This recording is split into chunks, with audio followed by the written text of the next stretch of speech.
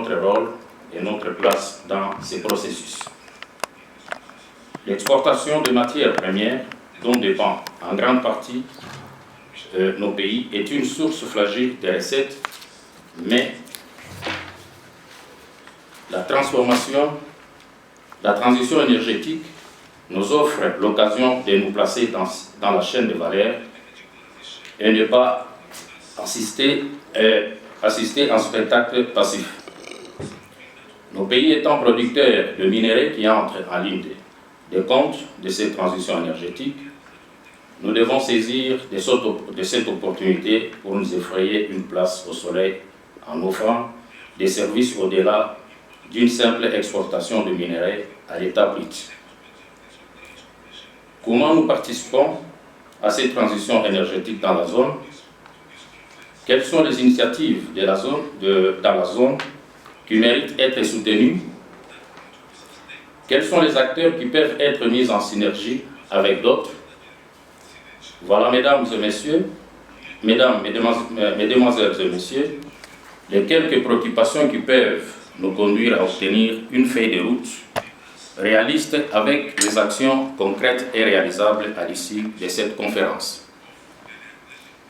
Que vive la SADC, que vivent les amitiés congolaises, zambiennes, que vivent nos peuples. Je déclare l'ouverture de la conférence. Je vous remercie.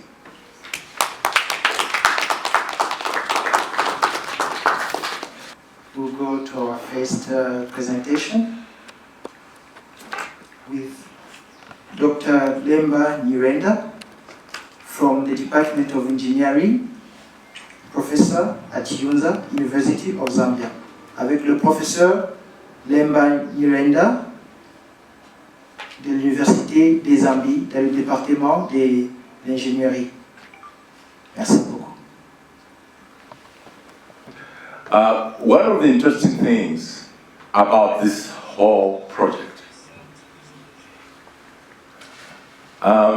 it reminds me of the time when I was working for Flo Daniel in the United States in the Advanced Technology Division.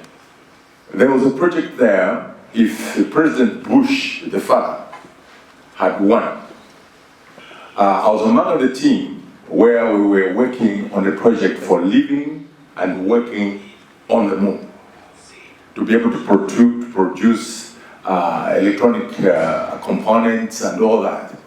It was very exciting to see the process that was there together with the project of the future. So when this project came up, linking our two countries, Congo DR and Zambia, the first question that came to my mind,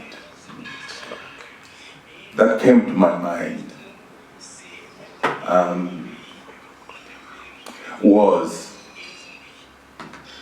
what is the context in which we want for the African people in the two countries can be the beneficiaries? So the starting point when I looked at it is it took me back to the African Union. On the website for the African Union, on Agenda 2063, there is a description there which talks about the Africa we want. When I looked at what is being described there, then I went down to look at where should we begin, whatever we are doing. And it was objective number 10 in the Agenda 2063. Now, in the Agenda 2063, what I'm talking about, I've not covered yet. It's not part of the slides. I'm just talking about the general background, since we are looking at having synergies on the regional basis. So the link is actually in Agenda 2063. With the Africa we want, the Congo DR we want, the Zambia we want, then finally, even the facility that we want, but what should be the drivers and some of the practical things we need to do first before we can realize this plan or idea to be a reality. Ideally, we need to move out of the phase of being a dream to reality. But for that to happen, you have to have certain strategic partnerships that are occurring. I can remember at the time when we were looking at the project that was involving working and living on the moon and producing electronic components over there. It's a similar situation that we're looking at. So today, this presentation, it is just going to give some highlights. There are aspects that we need to look at, especially the social, cultural, and the technological systems productivity dimensions. That hinges on policies, both from the Zambian side and also on the DRC side. The government policies are quite crucial in whatever we want to be able to do. And then also we have to look at what we call the engineered disaster protection and control ecosystems. Because what's going to happen as we go along, especially with AFTA, the African Continent Free Trade Agreement, what that does is that it is opened up these kind of things. So there will be a lot of counterfeit products and other things that are going to challenge whatever it is that we may need to have. So we have to have in place disaster protection and control ecosystems dealing with this kind of things. So with that regard and with the due honor, let's go to the first slide. Now, the first slide here is giving us the presentation outline. The starting point, the way I look at it, is the Africa We Want Agenda 2063, objective number 10. Basically, what objective number 10 is looking at is to have lifelines, roads, rail, air. That has to be there. So whatever facility we are trying to think of, we need to come up with a strategic core network that is supposed to be able to move this. That requires a resolve by the two governments to be able to have that. That's the first thing. Then the next thing is the generic electric vehicle visualization and technical working definition. All right. Then the next part, we just want the highlights concerning global EV market segmentation. And then coming to local market segmentation on how we shall be able to touch the lives of the everyday people. And then we shall come to a global AFTA EV industry supply chain streams. This area is quite critical, especially for the competitors that are there. The new strategic arrangements that we need to be able to have in terms of streams. 5 of them have been identified. And then here on the 2020 EV battery materials budget requirements for us to be able to have a prototype of the battery, that whatever we want.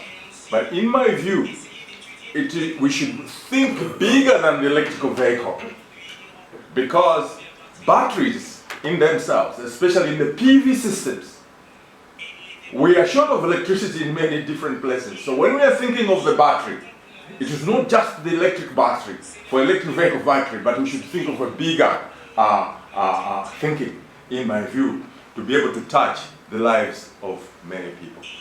I've been doing some research in this area for about 30 years. There is a problem that is known as the traveling salesman's problem, and usually that problem belongs to problems which a computer cannot solve. But the interesting thing is that the solution of that problem, it gives us a way to come up with a strategic core transport network. And I believe that should be the beginning on linking up the mines, linking up the facilities in the provinces that are around it. We need to come up with a strategic core road network with together with airstrips and so on. That part has to happen. If we do not open up that part, still we're going to be doing the business and controlled the way it is controlled. So basically, that's where our objective number 10 comes in. So for us, for sustained economic EV use, for example, we need a 100-year time-phased visionary roadmap. When we look at the United States and we look at Switzerland or the others, normally you'll find that in anything they're dealing, even with the PV, with the renewable energy strategies for the United States, as I give in my lectures, as we're looking at it, they look 100 years from now. How will they maintain the leadership? China is also looking 100 years from now. So when we talk about the electric vehicle, battery, or whatever it is, what is our time horizon? Normally we tend to think about 5 years, 10 years, and so on. But we need to start thinking long term, to start to dream, to see what technological superiority we need to be able to have. Even if we do not manufacture these things, but at least if we have such a roadmap and the dreaming is put on paper, the others will be able to follow to see what the dreaming is. Now, for the AU African country to have the land, air, and the freeways interconnectivity, this requires a resolve. We have to decide. Using the discovery, which I'm calling about the distance deterrent cut periodic table approach, African countries can interconnect each other economically. Basically, the driver in this is the last. It is based on one military transportation mobility objective. And that's how California, as it is right now, their challenge they had was to move the heaviest armament from Northern California to Southern California with the border of Mexico. It took them 3 months. That was not good enough. And that's how the freeways that one finds in California, I worked in California for 10 years and so on. The freeways were built by the Army Corps of Engineers. The main objective was military, but then it was available for transportation and mobility. 24/7, the Caltrans, the funding, and all that is from the military budget, but it maintains the system going. Similarly, in our situation, the strategic core road network, it has to be funded and kept open. Whatever it is that we want to be able to supply our facilities or whatever it is, that has to happen.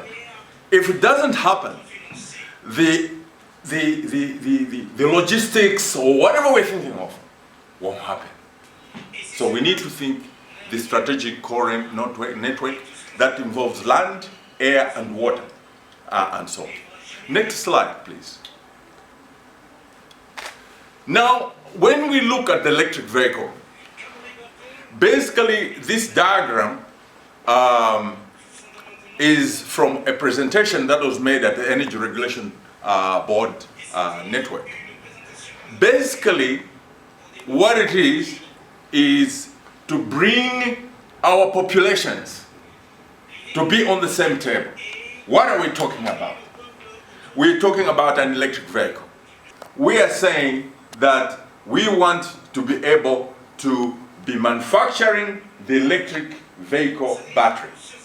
So what it means that the whole vehicle, as it were, it will still be made the way it is made. The parts will still be sold the way they're sold. But our interest is in the battery. And then if you see the things that are looking yellow there, that is the battery. So when you are sitting on it, you are sitting on a lot of power. When I was talking about the disaster protection systems and so on, for example, right now, there are strategic alliances that actually build these things and crush them. What happens when you are sitting on this power? And this power, when it crashes and whatever it is, will there be fire? Will there be this? These other things are also being looked at. And we need to be able to look at. So when we make our battery, it should be able to withstand such impacts, such disasters, and all those aspects. But those vulnerabilities and survivability issues and whatever it is, you need to have expert research teams that would look at the prototype of the battery that we want to be able to make. So it's good to be able to associate with this. But our focus is the battery, where it is being pointed out. Next slide, please. So when we come to talk about the electric vehicle, there's a definition for it. An electric vehicle is a vehicle in which its propulsion is accomplished entirely by electric motors, regardless of the means of obtaining that electric energy. But the interesting thing about this technology is that it's too quiet. So when the motors are running and so on, you won't even hear anything. But one of the things that we noticed was that they were making, that was in Japan, these factories that we went to see, they were making the vehicles behave like an ordinary vehicle. So that even the sound you should be able to hear. If it's a lorry, you should hear vroom, vroom, so that we respond, we jump. It's just too quiet, and it can just crash you, and so on. So that quietness, we need to create artificial noise and other things which will make it more user-friendly, environmental-friendly. So there are other things that we have to do to be able to accommodate it in our way of doing things. An electric vehicle is powered by an electric motor instead of internal combustion engine. The electric motor gets energy from the controller, which regulates the amount of power based on the driver's use of the accelerator pedal. So normally, depending on what you do in the design, you can emulate an ordinary vehicle, so that whoever knows how to use the ordinary vehicle can also jump in, so that they are dealing with everyday things. But you have what we call electrical interfaces and all that. But this definition, and we have to couple it with mechanics, technicians, and the people to diagnose this, to sort this one out. There are control systems in there. So you need to have a higher level of educational attainment in understanding the technology. But the mechanic, the ordinary mechanic in the compound, wherever it's going to be, we need to bring them up to speed to be able to have tools to diagnose these things. So these are also business opportunities that we need to be able to have. One of the dreams that I've been having for the past 20 years is for us to set up. We've already registered a 210 hectare area where we're going to look at different specialties, looking at high tech. So we have to have institutions where we shall produce technicians, craftspersons, and so on, to align with this kind of thing. So it's a totally new way of doing things, and infrastructure that has to be there. Next slide. Now, this picture here, basically it's showing the leaders in the electric vehicle market decomposition. We see that China is leading. And in that policy is that they're gonna control the raw materials. Now, which raw materials are we talking about? It's the raw materials that we are sitting here for. Yes. So, but they've already got a plan for the next 100 years. They will allow us to give up those raw materials just like that. So, we need to think strategically. And we need to be able to identify who are the key people that we want to be in this. Hidden in this whole equation, for Africa, the Africa we want, the owner of the materials that the leaders are doing, there has to be an integrity issue. The integrity issue, it is defined in the Bible in Daniel chapter 6 verse 4. Integrity, being trustworthy, not corrupt, and not negligent.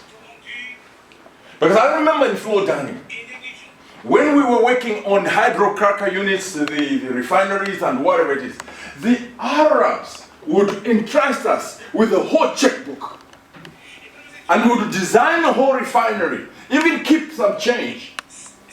Same goes for us. There's a challenge here. How do we maintain trust, even among ourselves? If we're going to be serious, the materials belong to us. But the whole process, the whole logistics process, everything is controlled by those leaders that we are looking at. And I remember one time, President Bush was able to say, if anyone will stop us to get our raw materials in Congo DR, commandos will be sent. Clearly. So there is a war out there. So when we meet in these places, how do we maintain strategy? But the biggest thing is to identify the leaders who can run these partnerships we're talking about, but with integrity at the heart of it. At the end of the day, because I remember in Florida, whenever people were moving from Florida to go and do business in Europe and wherever it is, I was part of the team that designed the largest refinery effing system. I was responsible for that. But the interesting thing is this: they would budget for corruption money and then go do business out there. But when that person comes back, you have to retire the corruption money. Okay? So, when I talked about being trustworthy, not corrupt, and not negligent, the world operates in a totally different way. The key issue is that the leaders want to continue to be the leaders. So in these meetings, we need to come up with ways, how do we come up with strategic alliances with those that are leaders and those who are doing whatever they are doing. So that's the reason for this. Simply it is saying that what the picture you're seeing over there, how do we become partners? Because they're already there. It is our resources, but how do we become partners? And which are the areas we need to interface? So that's the part that I want to share with you. For example, if you look at this, ZESCO wants to be able to promote charging points, okay, for electric vehicles. So there's the challenge there. It's for both for urban and rural. So those are business opportunities that we can be able to have. We are having the deficit challenge that the industry is growing faster than our power stations. For this country, we had a challenge the Commission for National Development Planning. That was the commission that was looking at plans for infrastructure, power stations, roads, 40 to 60 years. But then when we destroyed that institution, what happened is that we went to sleep for 45 years. No single power station was built. The time I graduated from the University of Zambia, in 1976, we were sent by Act of Parliament to Kafue Gorge Power Station to commission Kafue Gorge Stage 2. At that place, in the switchyard, we already had the down jumpers for Kafue Gorge Lower in 1976. But then we've just commissioned Kafue Gorge Lower last year, in 2021. Now what happened between 1976 and 2021? How did we go to sleep? So institutions like this that look at long-term planning need to be alive. Even the life of the EV battery that we're talking about. What is the horizon that we are talking about for us to be in business with our own materials? So when you look around, there are different business opportunities, like retrofitted public-private. For example, you can be able to have places where the batteries are already charged. So when I arrive, we just change the battery and I move. And then also within this thinking, the government can always have, let's say, 5% of the vehicles to be electric, and then for the lorries to be hybrid, both diesel as well as electric, for whatever you're doing. But that could be government policy. So when you look around here, simply to showing the different businesses that can come up, involving focusing on, because of the electric vehicle, not necessarily just the battery, but the battery itself can also create other services that we have. But so this has to be articulated in a proper way within a national development plan for both countries, so that the bottom line, it is not about the politician, it's about the way of life of the people in Congo DR and the people in Zambia, to be able to support this process. So these are the different opportunities that would come with the electric vehicle as it were. The next slide, please. To say, for us to do what we are talking about, let's suppose for us to produce the first electric battery, electric car battery, whatever type, because we have to produce two. The first one is like the way the Chinese do. The way the Chinese do is that if there is a new generator, say, in the world, they buy two. One of them is to lean on it. One of it, you keep it as a standard. So that when things go wrong, you go back and say, oh, okay. How's it here? Oh, okay. So you always have two. So we will need to have two batteries. One which is ours to know how to cook, how to make that battery. Then there should be another one. Oh, okay. All right. And that process requires operations research and management science.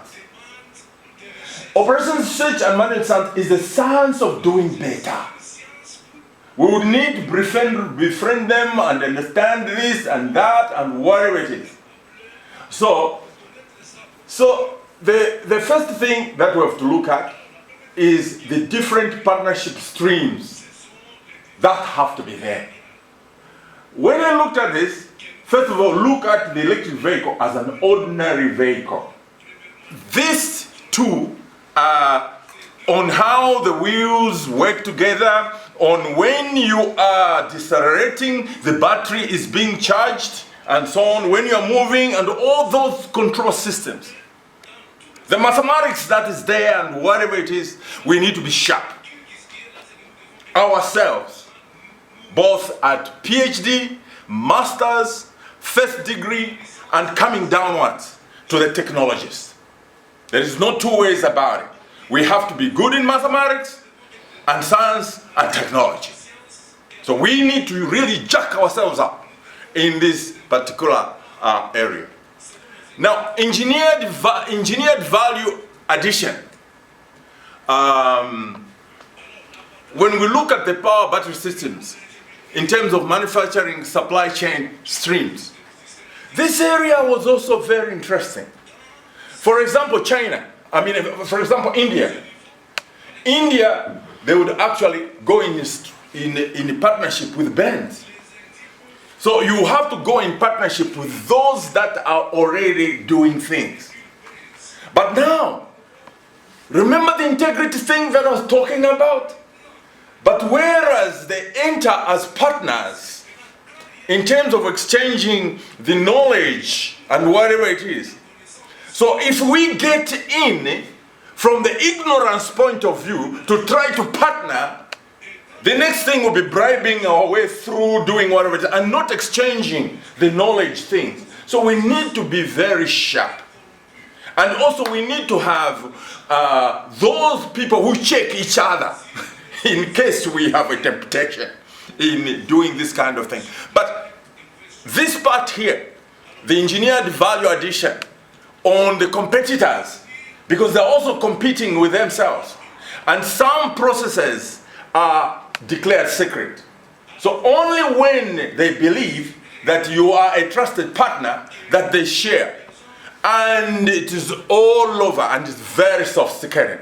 So we need to be able to enter that kind of thing. Then when we come to battery metals mining and refining and transportation logistics, here now there comes that objective number 10 that I was talking about. You need to have reliable roads. The road network, airstrips, bridges, and all that, which is the Minister of Transport on both sides. They need to look into it properly for you to be able to have proper transportation logistics and whatever it is. But in addition to this, both during the transportation, you should be able to deal with the lean. The lean part of it is talking about reducing wastage. When you have those big trucks that are carrying, say, product, which could be mined stone of some sort, taking it to a refinery, wherever you're taking it, if you do not cover it properly, there's a lot of wastage. Some of it that has been thrown all over there. So the whole issue of lean is to reduce wastage. So it means that starting from the driver of that truck to wherever I'm going to offload, we should be thinking of lean. So anyone who has to be employed in the United States, in Japan, in Europe, you have to be familiar with the Lean Sigma 6 supply chain methodologies. The Six Sigma approach has to do with your quality and variability. So depending on the materials, once they've been refined, and whatever level that you want to be able to have it, so your Lean Six Sigma teams, and normally they're in different belts. There's black belt, green belt, and all that kind of. We have to have that. So these guys, which has to be ourselves, so we have to look into this business. Because there's a lot of wastage, depending on what. Now, wastage, it cuts on profitability.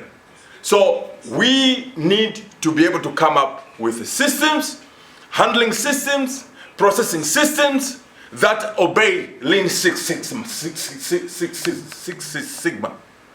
If you don't do this, we won't be competitive.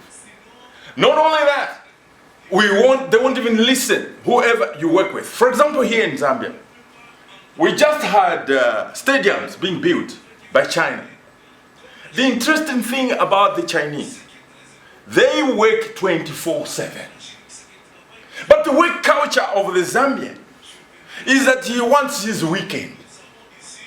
So you find that he's attached, but Saturday he's not there. Sunday is not there.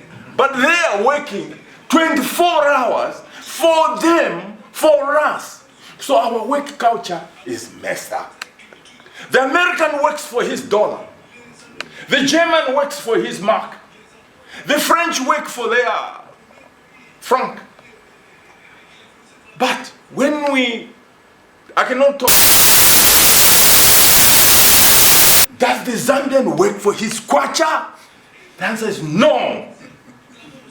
The time I worked in America, when you start working from January to September, where every time we're even in the company all the way up to 12 midnight, by the time you reach September, you are worn out for the dollar.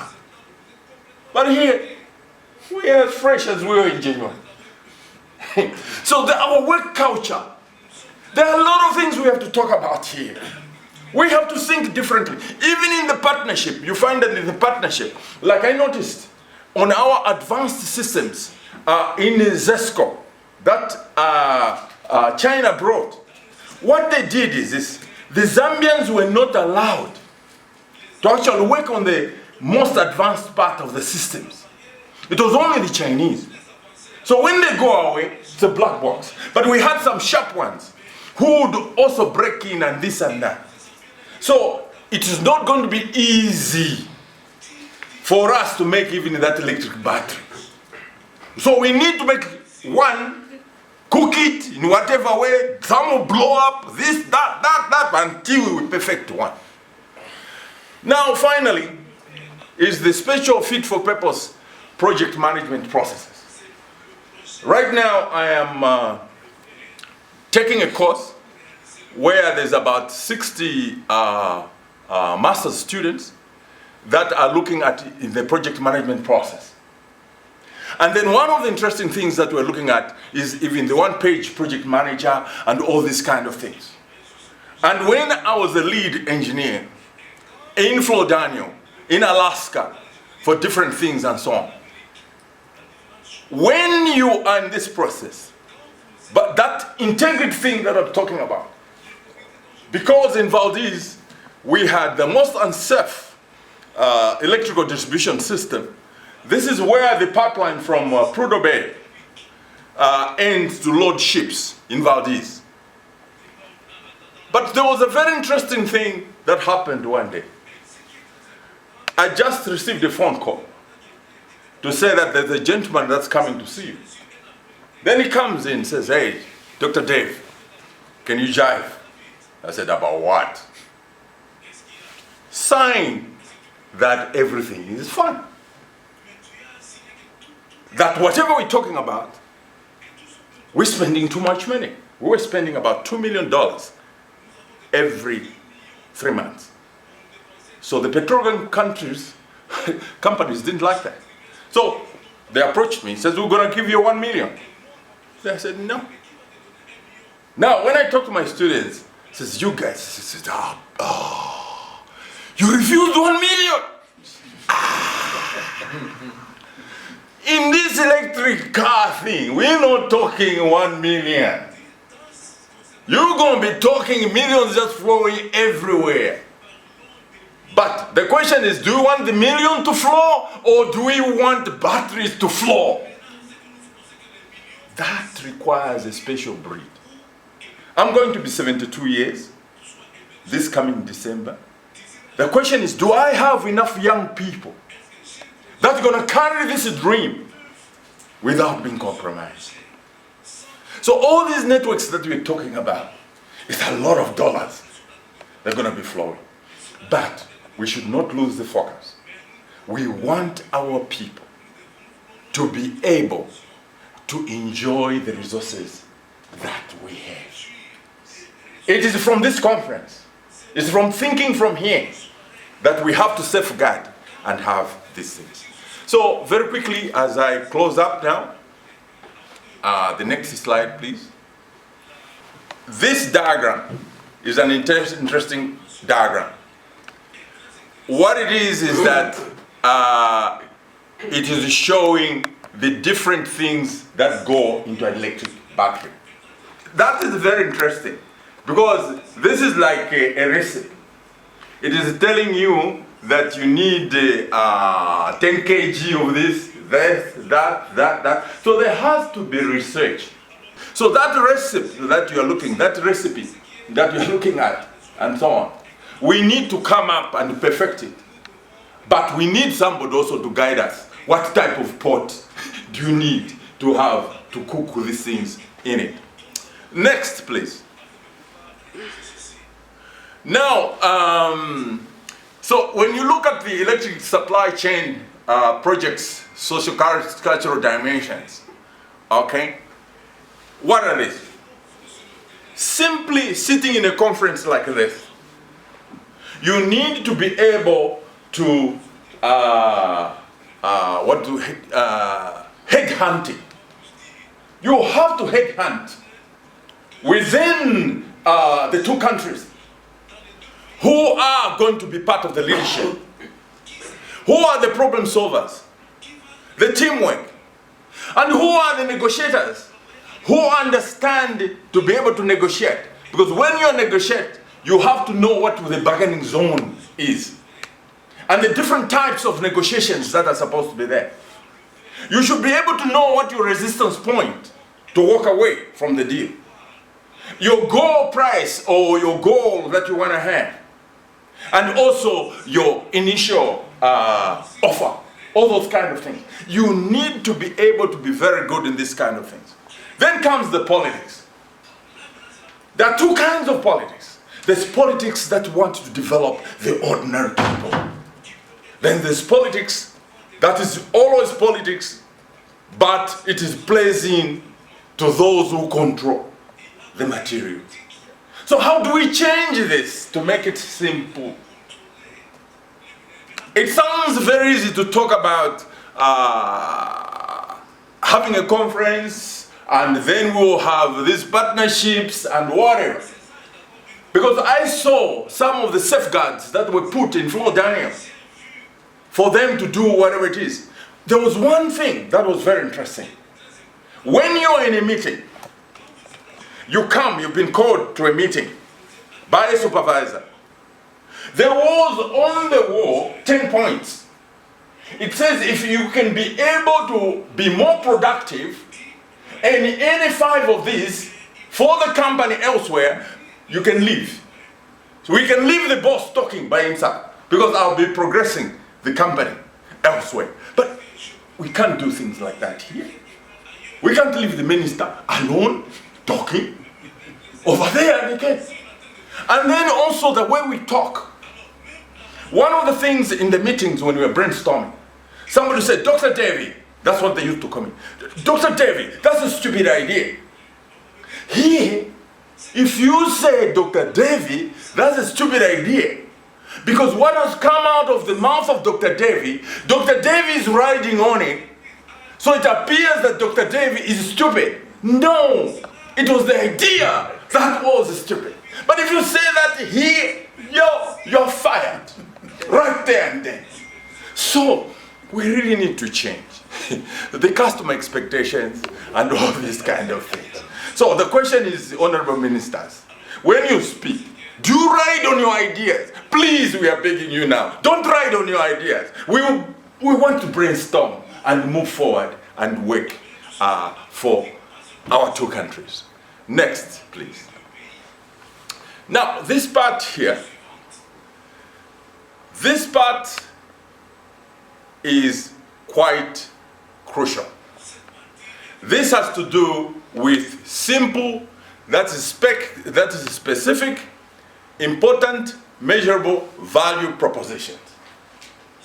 That is the challenge to this house today. The electric car vehicle, the electric car battery that we're talking about, what are the value propositions that is bringing to the peoples of the two countries? But when you break that thing further and you look at it, finally you're going to see that the multi-sectoral, harmonized government policies in concert with the political will and national development objectives, things will work.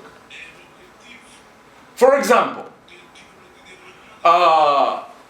when the government decided that we can have PV systems everywhere, suddenly investors and everybody, the laws are aligned in that way.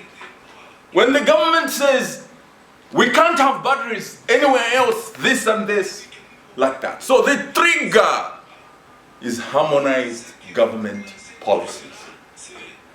So from here, how will this happen?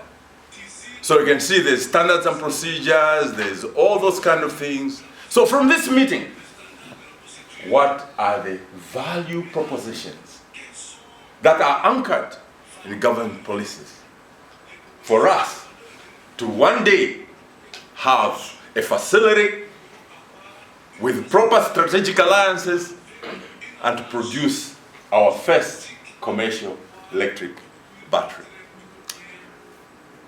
I believe we should be the end. What's the next? Thank you.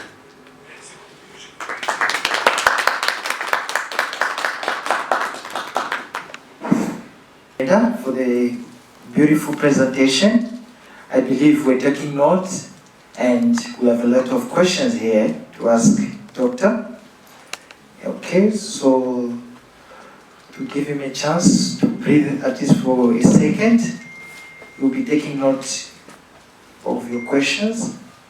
I believe we have questions for him. We are not so many, so we can go one by one. You ask your question and he answers. I believe those will be answering the questions in French. Ceux qui vont poser des questions en français, the doctor will need a headset. Ok? Voilà. Merci. Au cas où il y a des questions en français, le docteur Lemba va utiliser des écouteurs. If you're an English speaker, it will be easy. The doctor will just listen to you and take notes. We can start with the first question. La question est la suivante. Est-il possible que nous puissions avoir les autres intervenants? Peut-être les interventions vont se compléter et certaines questions qui pouvaient être soulevées d'autres intervenants auront peut-être répondu à cela. Ou encore, ça peut soulever des questions intégrées. Ça, c'est pas presque une question, c'est un problème de curiosité.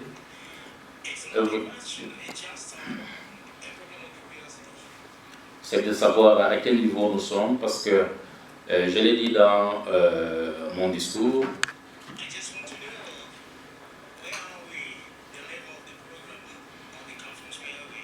et que ma présence aussi manifestait l'engagement entre les deux pays.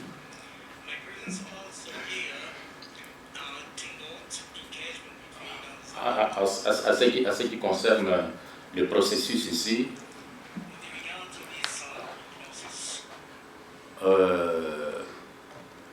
c'est pas seulement qu'on va résoudre un problème de réchauffement climatique et tout ça, il y a aussi un problème économiquement qui est très très capital.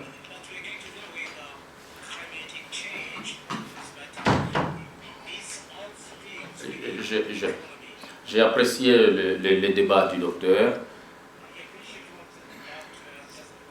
C'est par rapport à l'adaptation de l'Afrique dans ce monde, dans la mondialisation, avec ces dynamismes.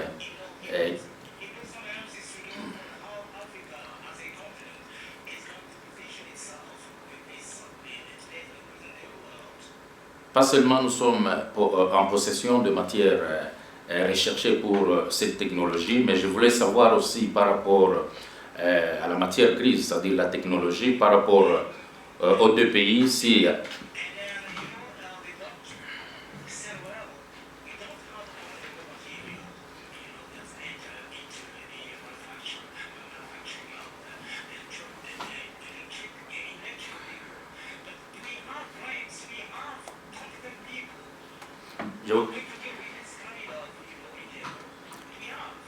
je voulais savoir s'il y a des activités en synergie entre les scientifiques zambiens et les scientifiques congolais.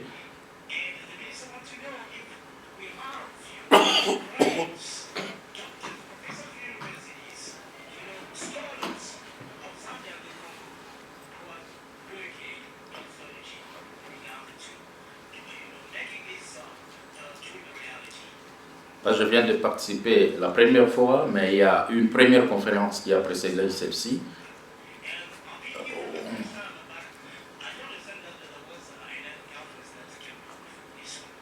Dans les deux conférences, on a vu la participation de la délégation congolaise à chaud, même à présent, mais je ne sais pas si il y a synergie, parce que nous voulons que cela se passe aussi au Congo.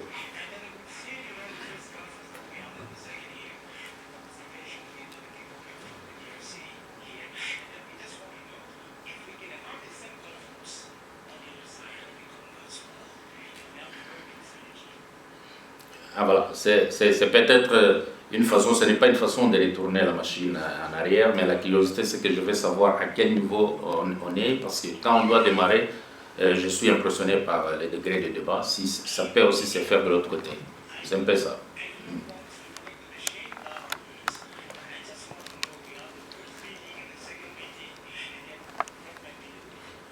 C'est la petite curiosité que je voulais mettre. Okay, so this is a concern raised by Honorable Minister of Lualaba concerning you want to know if there are activities happening between the two countries of scientists coming together, and I believe we have an answer here.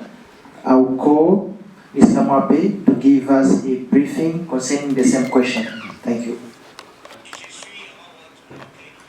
The managing partner for the BICA, the organizing company.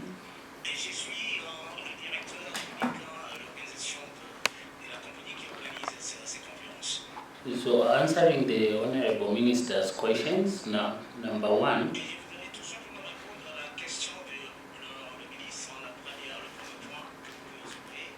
there are things happening. I'm not going to speak for government of Zambia or speakers.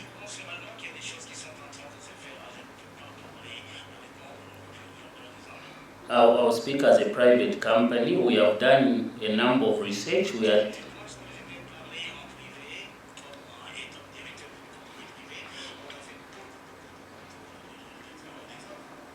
are at the stage where we have developed events.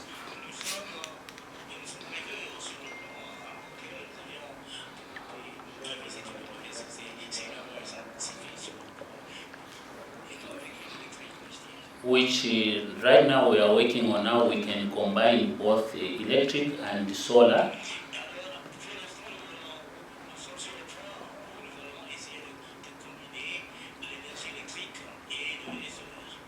Then coming to question number two, is it possible to have another engagement of a conference in Congo?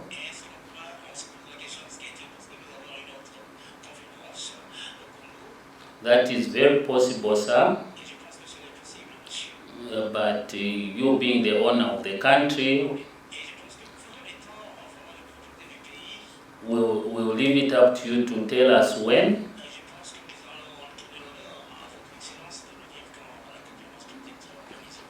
We can put up such a material to come and have a conference in Rwanda. Yeah, we are very much willing and looking forward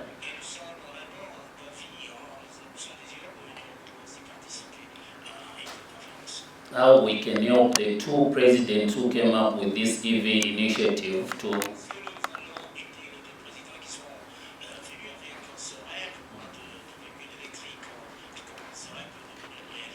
to make it a reality. Thank you, sir. I don't know if I've answered your question.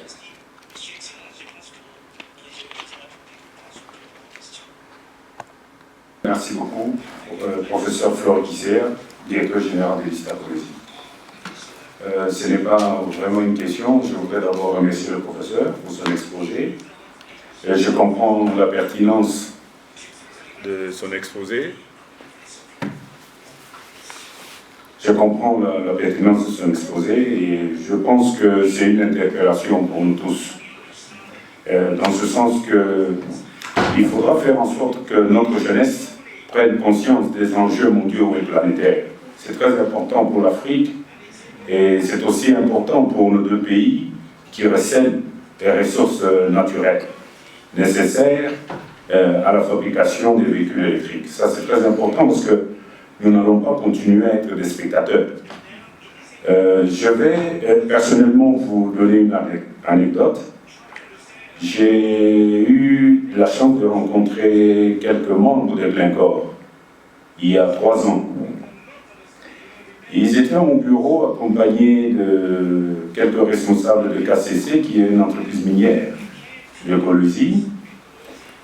Et on s'est entretenu, et à l'occasion, ils m'ont posé la question de savoir ce que je pensais du cobalt, par exemple.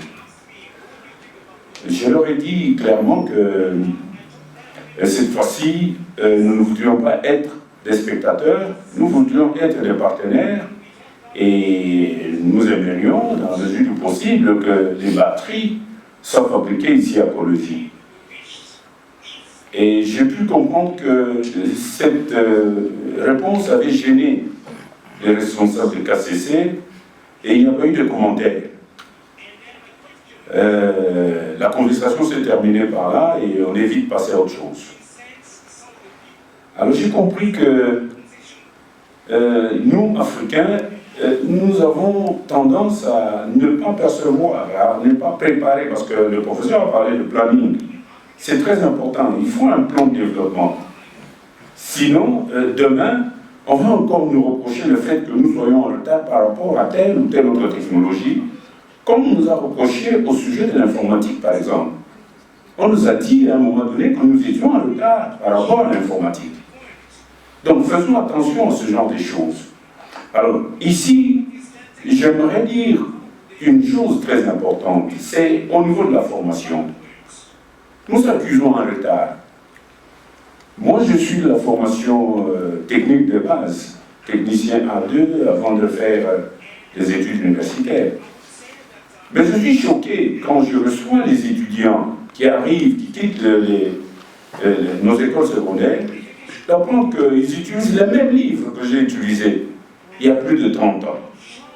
L'ancienne technologie automobile, je suis mécanicien à la base. Mais qu'est-ce qu'on apprend à nos jeunes aujourd'hui comme technologie automobile? Le même carburateur. Est-ce que nous sommes conscients de là où va le monde? On continue à apprendre à nos jeunes aujourd'hui la technologie du carburateur. Pendant que moi j'ai terminé l'étude secondaire, il y avait déjà des véhicules électroniques, injection électronique. Et nous, on nous l'apprenait comme une technologie de pointe à l'époque, vers les années 86-87. Mais aujourd'hui, nos étudiants apprennent encore le carburateur. C'est ça l'automobile d'aujourd'hui. Nous. Donc, il nous appartient au niveau des décideurs de changer déjà la façon de voir les choses au niveau de la formation des jeunes. Sinon, ça sera des techniciens dépassés par la technologie. Déjà, actuellement, au Congo, si je dois prendre le cas du Congo, il n'y a aucun mécanicien qui peut toucher au moteur, les moteurs thermiques actuels. Ils interviennent sur les accessoires, suspension et autres, mais quand il s'agit du moteur, eh bien, il faut l'enlever et chercher un autre. Déjà, aujourd'hui, nous n'avons pas de techniciens automobiles. Il y en a pas. Donc c'est très important que nous puissions anticiper dans la formation des jeunes. Ainsi, ça va stimuler leur curiosité. Sinon, on est parti pour encore 30 ans ou 40 ans de retard et ça sera difficile de nous rattraper. Merci beaucoup. I can just affirm what has been expressed. One of the things is that the engineering institutions in both countries, what they are looking for is a useful graduate.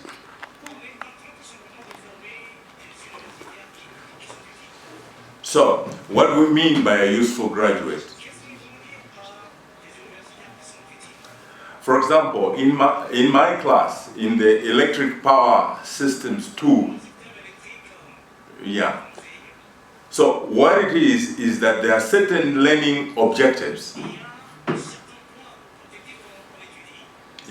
Like yesterday, I was able to point out to them that the world has changed. You need new knowledge systems. And the one to put them on that path is the professor, the lecturer.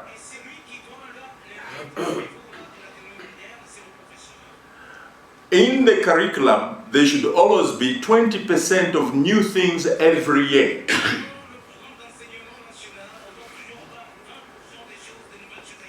But the challenge, it is the laboratory setups to support the new thinking. But besides all this, for example, what I noticed between the graduates that I have here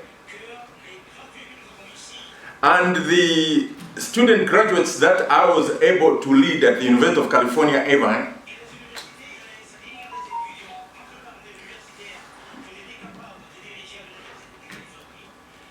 engineering economy, which looks at the time value of money,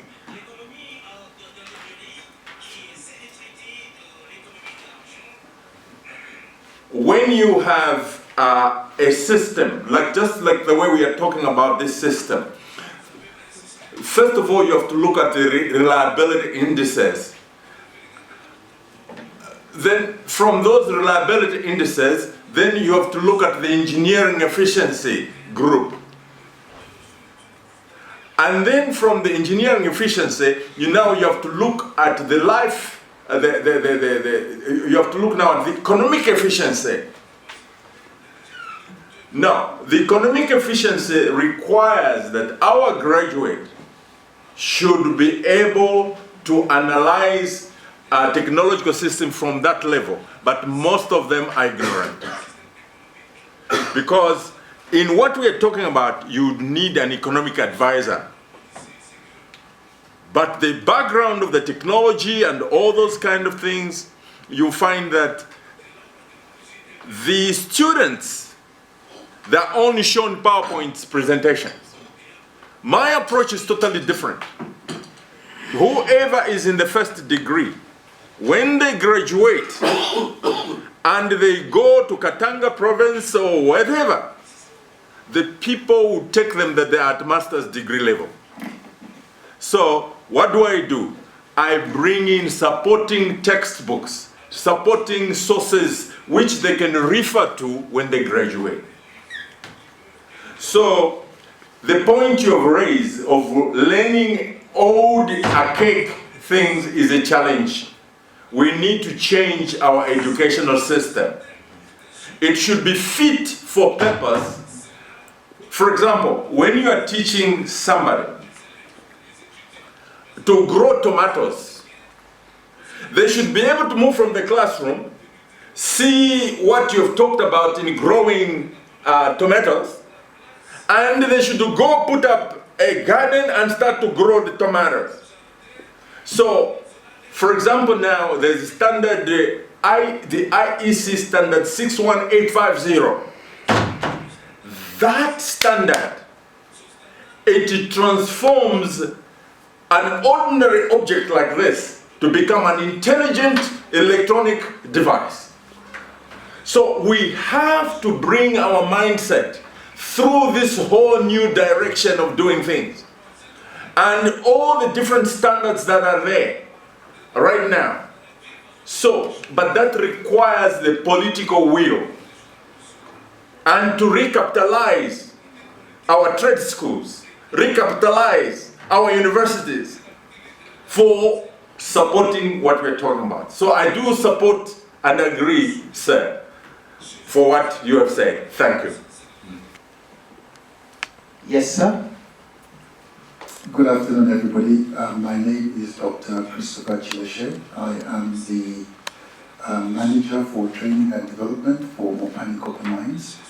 I have spent the last 31 years working in the United Kingdom in various capacities for various engineering companies, including Siemens and GE Aviation Systems. So I do have a bit of a background there in automotive and in aerospace as well. But more importantly, the design element, I think, is the important point I'm trying to make. Prof, that was a very, very powerful presentation for me because I recognized quite a lot of the things that you have mentioned.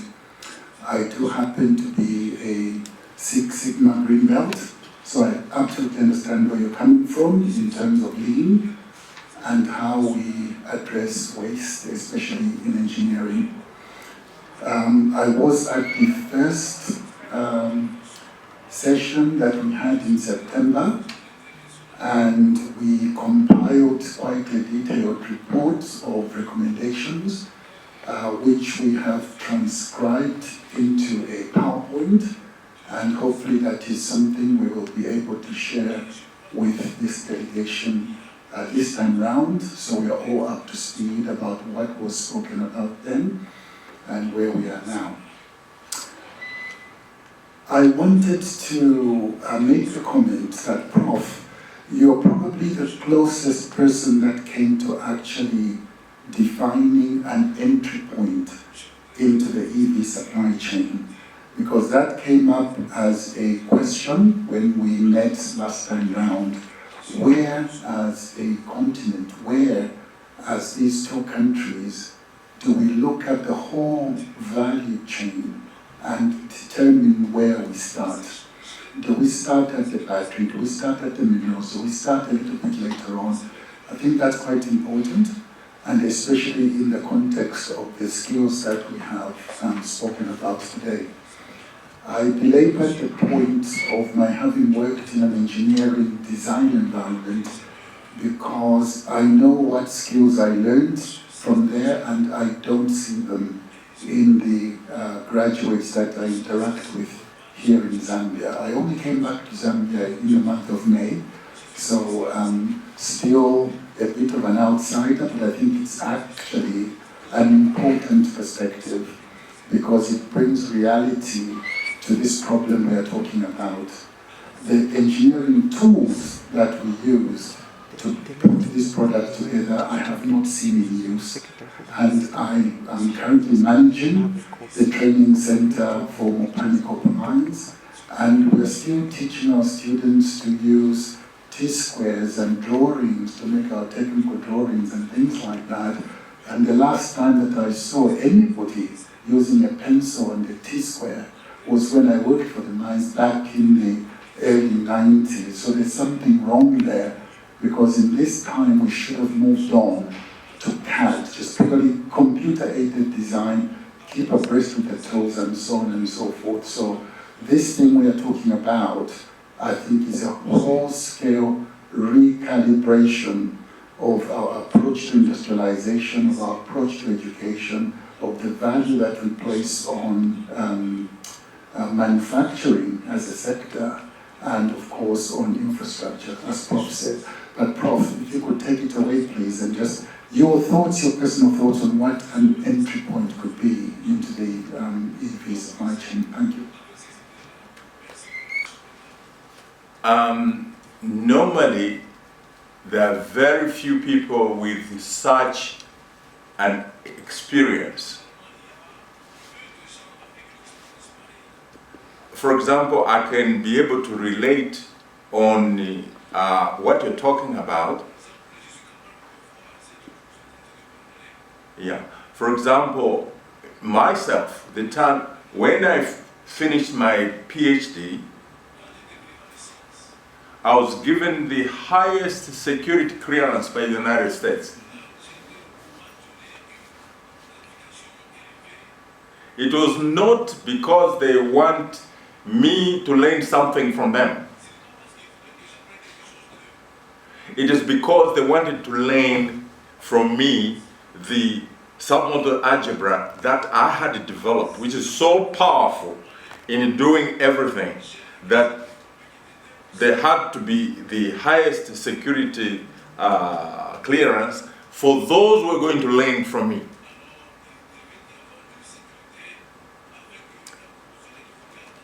Now, after coming from the advanced technology division and even the project of the future, okay, so the entry point, that's the one I want to talk about. If you want to change, you have to create a project of the future. That project of the future, I remember we were working on it in the closed domain for about 2 years. When it was complete, 2,000 engineers who were working manually were laid off. It's not a question about the heart. It's a question of the direction you want to take. So we need to be able to create a project of the future, to be able to create the first battery if we want to do that, but still recognizing the fact that we need all the strategic partnerships to achieve that. Okay? So if you notice in one of my slides, the most simplest one, the starting point, is the project management aspect of it. To conceptualize at least what our initial project should be, and who should be the project manager. And then if you can be able to bring in what we call the one-page project manager, and to identify who the owners are, and create a project management manual on what we want to do, so that we can visualize this. Then comes the long-term strategic plan, to be able to see when the output that's going to come out from, whether it be the facility we're beginning with from the project management point of view, or whether it's the actual batteries and so on, or whether it's the refining. So we need to be able to be very specific in what we're talking about. But you have to identify whom we call the project owners from the two countries, to be able to formulate this and concretize this, and then project what the costs going to be and so on in terms of the prototype. It's not the final facility, but at least the prototype. A facility that can make a workable battery on both sides. And these people have to be protected. Some of them may be eliminated, depending on what happens and things like that. It's a very serious game out there. But to me, those are some of my initial thoughts, especially in the project management side of things. So that there is, other than these partnerships, for example, we're talking about this public-private partnership. I'll give you an example. Kafue Gorge Power Station and Kariba North Bank Power Station. Those were projects built under the Ministry of Power, Transport and Works. The ministry is the one that borrowed the money from the World Bank at the lowest interest rate. But if you create a private company and try to get money, because it will cost money, all right? So the cost of money to create this thing, it won't be open to the World Bank. Congo DR is a member of the World Bank. Zambia is a member of the World Bank. So the cost of money is cheap. But if you create a private company, like the way we have ZESCO is no longer a Zambia Electricity Supply Corporation, but it is a private company. You can't borrow money from the World Bank. You're going to borrow money from the IFC, an affiliate of the World Bank, at 15% interest. Whereas if the project lay in the ministry, okay, the Ministry of Mines or whatever, you'll be having 0.02%. So the cost of money matters a lot. To me, if the project management team, to be able to put together the vision of what to do and make sure that the cost of the project should be cheap and not through a private company. Those are just some of my initial thoughts, but there can be other contributions. Thank you. Questions? We have a hand behind. Yes, sir. I represent an organization called Boris Electrical. We have been trying to come up with an EV conversion. That's why we took interest to be part and parcel of this conference. I would like to appreciate the doctor and the lecturer here also from Congo and the other people that have spoken. However, I think from the time that an MOU was done between the two countries in terms of battery manufacturing, which the Lord has given us the access to the minerals, which we are actually taking delivery of.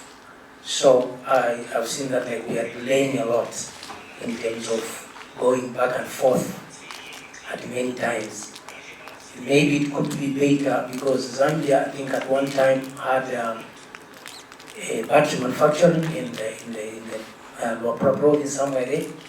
So there could be some archives or some other things that could be picked from there.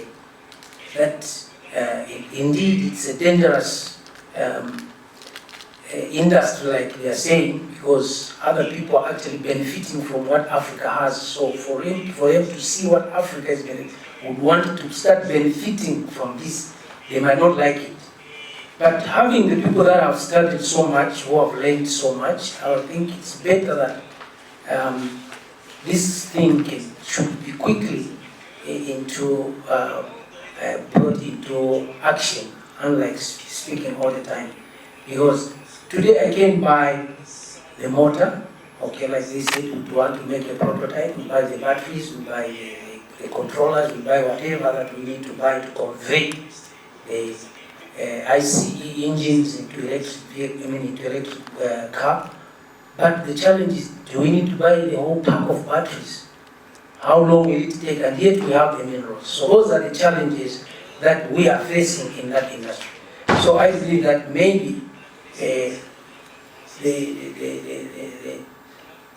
professors and the other people who are doing this thing, they can just pick up few people like from the universities. These guys are good in this, these guys are good in this. They can go and study the battery outside the country, go and study about the batteries. When they study about the batteries, then they can come back with that knowledge and then quickly go into starting a prototype. That is my wish, that the batteries can quickly can quickly start manufacturing them right in Africa. Thank you very much. Thank you very much for your concern, your suggestion. Professor? The interesting thing that I saw in the University of California system, before they would even have a conference like this, Congress would have already raised it up. And there would have already been research money released by Congress to the different universities, so that when the concept is being talked about at a conference, you already have a prototype. Is happening. But the difference between us here in Africa, we talk. We don't even have universities that may be doing some kind of pilot research in that direction. First of all, we don't trust our own universities. We would rather trust the universities abroad, give them a lot of money to come and lecture to us about that. So sooner or later we need to start trusting ourselves so that our ideas should start to move. Basically, what I see, what is being talked about, we are a little bit too slow. So the question that is there, who is it that has the responsibility and the power to make it move? He has made a proposal that there could be a team, a research team, that could go and study different batteries. But for you to be allowed to study some of these technologies, I remember in 1981, when I was sent by ZESCO to ASEA in Sweden, it was very interesting. They had a room where there was one machine that was able to extrude, to make insulation, special insulation for the cable. This machine was a very simple machine. Do you know what this guy, this gentleman, the guy told us? Says, you are Africans, come let me show you what the main machine is, because even if I show you, there's nothing you're gonna do. So he took us in there, we looked at this machine, and whatever, says, are there any Chinese around? I said, no. I said, no. Do you have any cameras? No. But I said, anyway, you are camera, you can even photograph if you want, but there's nothing you're going to do. But this thing, that's our important machine. So, you see, what is he saying? That the African is so innocent with his ignorance that we may not be allowed when they see that we are serious. But that's where strategic partnerships come in. And they don't come easy, and it costs money. And also there has to be trust. It's the trust issue that you may reveal it to somebody else, depending on the money, if the price is right. But you are right, we need to move, but we need to designate certain institutions to be pilot leaders, in my view, especially when we're looking at the smart grid approach. If you notice in my presentation, I am in charge of the RDDD. That is research and development, demonstration and deployment. Okay? These all aspects have to be there. If it's a new technology, we should be able to demonstrate and we should be able to deploy it, even if we may not do the R&D. But you are right, sir. We want this conference to register that we are too slow. So how do we jack ourselves up in moving forward? Thank you. We talk the talk. I think the question is, you're asking is, do we walk the walk? Prof made a very good point about this industry, this whole electric vehicle revolution turning into a battleground, and it's going to be about intellectual property. So we won't be allowed to all the information we might need to push these things forward. But it's important to make note that the batteries we are talking about are the lithium-based ones, and we know that there's a lot of research and development going into trying to move away from some of the materials that we are currently using to address the problem of range. There is a phenomenon called range anxiety for people that drive electric vehicles, and by the way, I do actually own an all-electric vehicle, although I didn't bring it with me to Zambia, so you drive with one eye on how far can I get, which is quite worrying. But what you find is that our universities can give us the fundamental knowledge that we need to develop a technology, but the product itself usually comes from industry. And that's where intellectual property tends to be truly safeguarded. So whilst we may have the know-how about how to use the metals that Prof talked about to produce an electric battery, the safety of the battery, the longevity of it, the adherence to standards, the fireproofness, the crash-proofness, that normally comes from companies like your ABBs, the people that are into those technologies. So when we are talking about trying to acquire this knowledge, it's a two-pronged approach. We want some people that can learn about the fundamentals and some that can learn about the practical attributes of putting these things together. And that's one of the reasons why I asked Prof about the entry point, because our gaps are big and there's lots of them.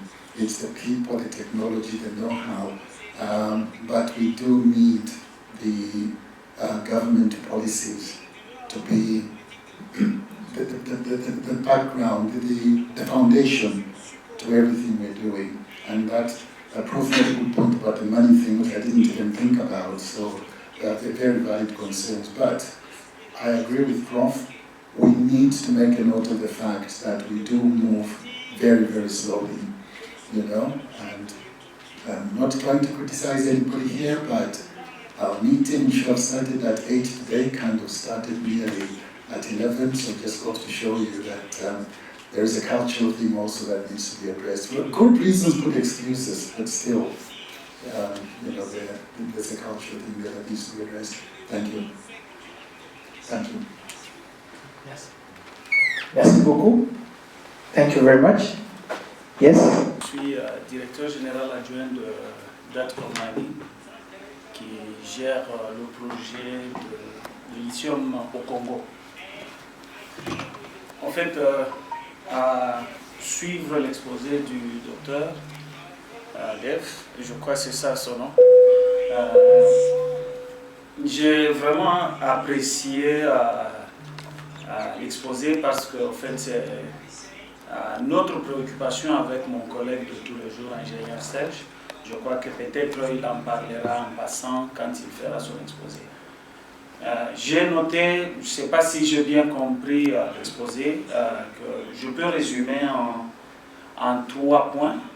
Il a parlé des défis majeurs qu'entourent les batteries électriques. Il a parlé des opportunités que cela offre si jamais nous relevons les défis qui existent. Et il a parlé aussi, en fait, il y a des opportunités qui se présentent devant nous et il y a des bénéfices que nous allons avoir dès que nous relevons ces défis. Je crois que voilà les 3 points que j'ai retenus. En fait, la plupart des défis, c'est en fait un appel à une prise de conscience parmi nous. Mais ma préoccupation n'est pas autour de seulement le défi, mais je voudrais voir au-delà des défis. Nous avons un problème, en fait, nous nous réveillons sur cette question aujourd'hui, mais en accusant un retard assez énorme. Nous avons des défis qui sont logistiques, des défis qui sont d'ordre technologique, et nous avons le plus grand défi qui est devant nous, c'est d'ordre formationnel. Donc nous avons un problème dans la formation que le prof, le directeur de l'ISTA a évoqué. Et quand j'ai lu entre les lignes de l'exposé du docteur, je le retrouve en train de parler comment les autres grandes nations se préparent dans une longueur de temps. Les autres ont déjà planifié, même sur nous, sans que nous les sachions sur 100 ans. Hein, ils ont déjà planifié, les Chinois ont déjà planifié, les Américains ont déjà planifié. Maintenant, nous avons un problème, un défi majeur par rapport au temps et le retard que nous avons déjà accumulé. Ma préoccupation sera, est-ce que au niveau de vous, les formateurs, au niveau de nos universités, y a-t-il des recherches qui ont déjà bouclé cet aspect pour savoir chaque défi, sa longueur du temps, si nous nous mettons, de quelle manière devons-nous nous mettre et comment atteindre les objectifs que nous nous assignons. Parce que je suis en train de sentir comme si nos deux pays sont en train de courir, de parler des objectifs sans réfléchir profondément sur les défis qui se sont déjà présentés devant nous. Et c'est ainsi qu'on dit non, nous ne faisons que parler. Mais est-ce qu'il y a eu, vous pouvez avoir à peu près un chronogramme qui peut nous faire miroiter un peu que si nous relevons donc chaque défi avec son temps par exemple. Nous avons par exemple, vous avez soulevé le problème quand nous parlons de véhicules électriques, mais nous avons aussi de points de chargement. Nous avons un défi majeur, c'est le taux d'électricité que nous avons dans nos pays. Est-ce que y a-t-il dans l'étude, je ne sais pas si vous me comprenez très bien, y a-t-il une étude qui peut nous dire, par rapport à chaque défi que vous avez relevé, le temps que nous devons mettre pour rattraper notre retard et arriver effectivement à avoir des batteries électriques? Parce que ma crainte, c'est de trouver que nous puissions pratiquement parler et à la fin de choses, nous n'aurons pas ces batteries électriques aujourd'hui ou demain. Si nous voulons les avoir, qu'est-ce que nous devons envisager par rapport au temps selon les défis que nous avons? Le deuxième problème,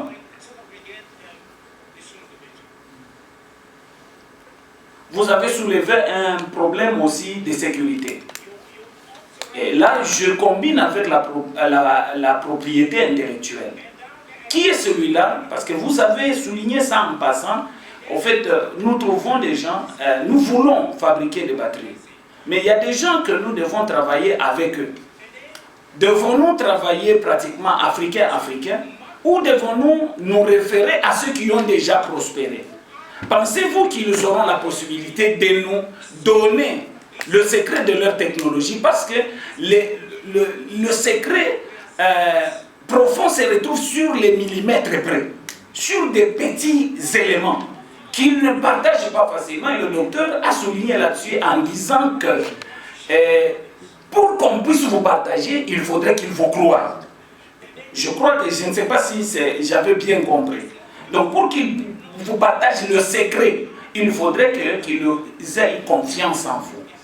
Pensez-vous, et j'ai entendu un peu la révolution qu'il veut nous donner, c'est de travailler avec deux batteries, une batterie qui servira d'élément de leçon, c'est-à-dire l'utiliser comme référence pour notre formation, et une autre que nous allons garder pour nous servir. Je crois que c'est dans ce contexte-là. Mais pensez-vous que ce rendez-vous sera possible avec ceux-là qui pratiquement détiennent la technologie et qui ont déjà planifié 100 ans sur nous? Quel serait votre conseil dans cet environnement? Okay. Corporate affairs in DATCOM, mining, and I have over 40 years experience in the mining industry, especially engineering and design and production. This is not a question for Dr. David. In fact, I wanted to intervene just after my colleague, the deputy DG of DATCOM. It's just to complete and make some comments. So I did appreciate very much your intervention, very much. It's a kind of overview and giving direction. Where are we going? Where are we coming from? So what I did appreciate, you mentioned the roadmap, 100 years. This is not an African culture, but it's important that we embrace this culture of planning, 100 years ahead. Okay, first point. The second one, you spoke about sourcing of finances. I did appreciate that a lot.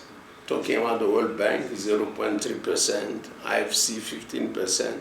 So World Bank for government and IFC for private companies. So this is an important factor if we need to move forward in this endeavor. Third element, it's about learning material for students to be updated.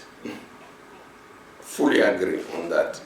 And then you mentioned about encouraging research in our universities. I think this is lacking, but we have to climb on this bandwagon, definitely.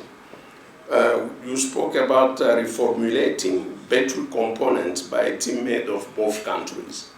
Very important, because there's been a ferocious research with regard to lithium-ion batteries lately. And we do not understand. We're sitting on our natural resources thinking that people will always want them. But you demonstrated that China is the leader. Why? Because they have their hands on cobalt coming from the DRC. That cobalt is not free. That cobalt is already contracted to Chinese. 90%. Okay, and the American, they say, we're not interested in batteries which contain cobalt. So they going the other way to reduce cobalt. Hence, we have now the lithium iron phosphate batteries. So we need to be awake about that reality. So the other element you mentioned is the transport logistics, supply chain stream. Very important, very important. We haven't developed our transport logistics in this continent. Let's say, look, we had to come to this conference from Lubumbashi. We went to Nairobi. So we got here this morning. Yeah. So this is just a small example. Okay. So you mentioned integrity, these three important elements, integrity, trust, being productive, very important.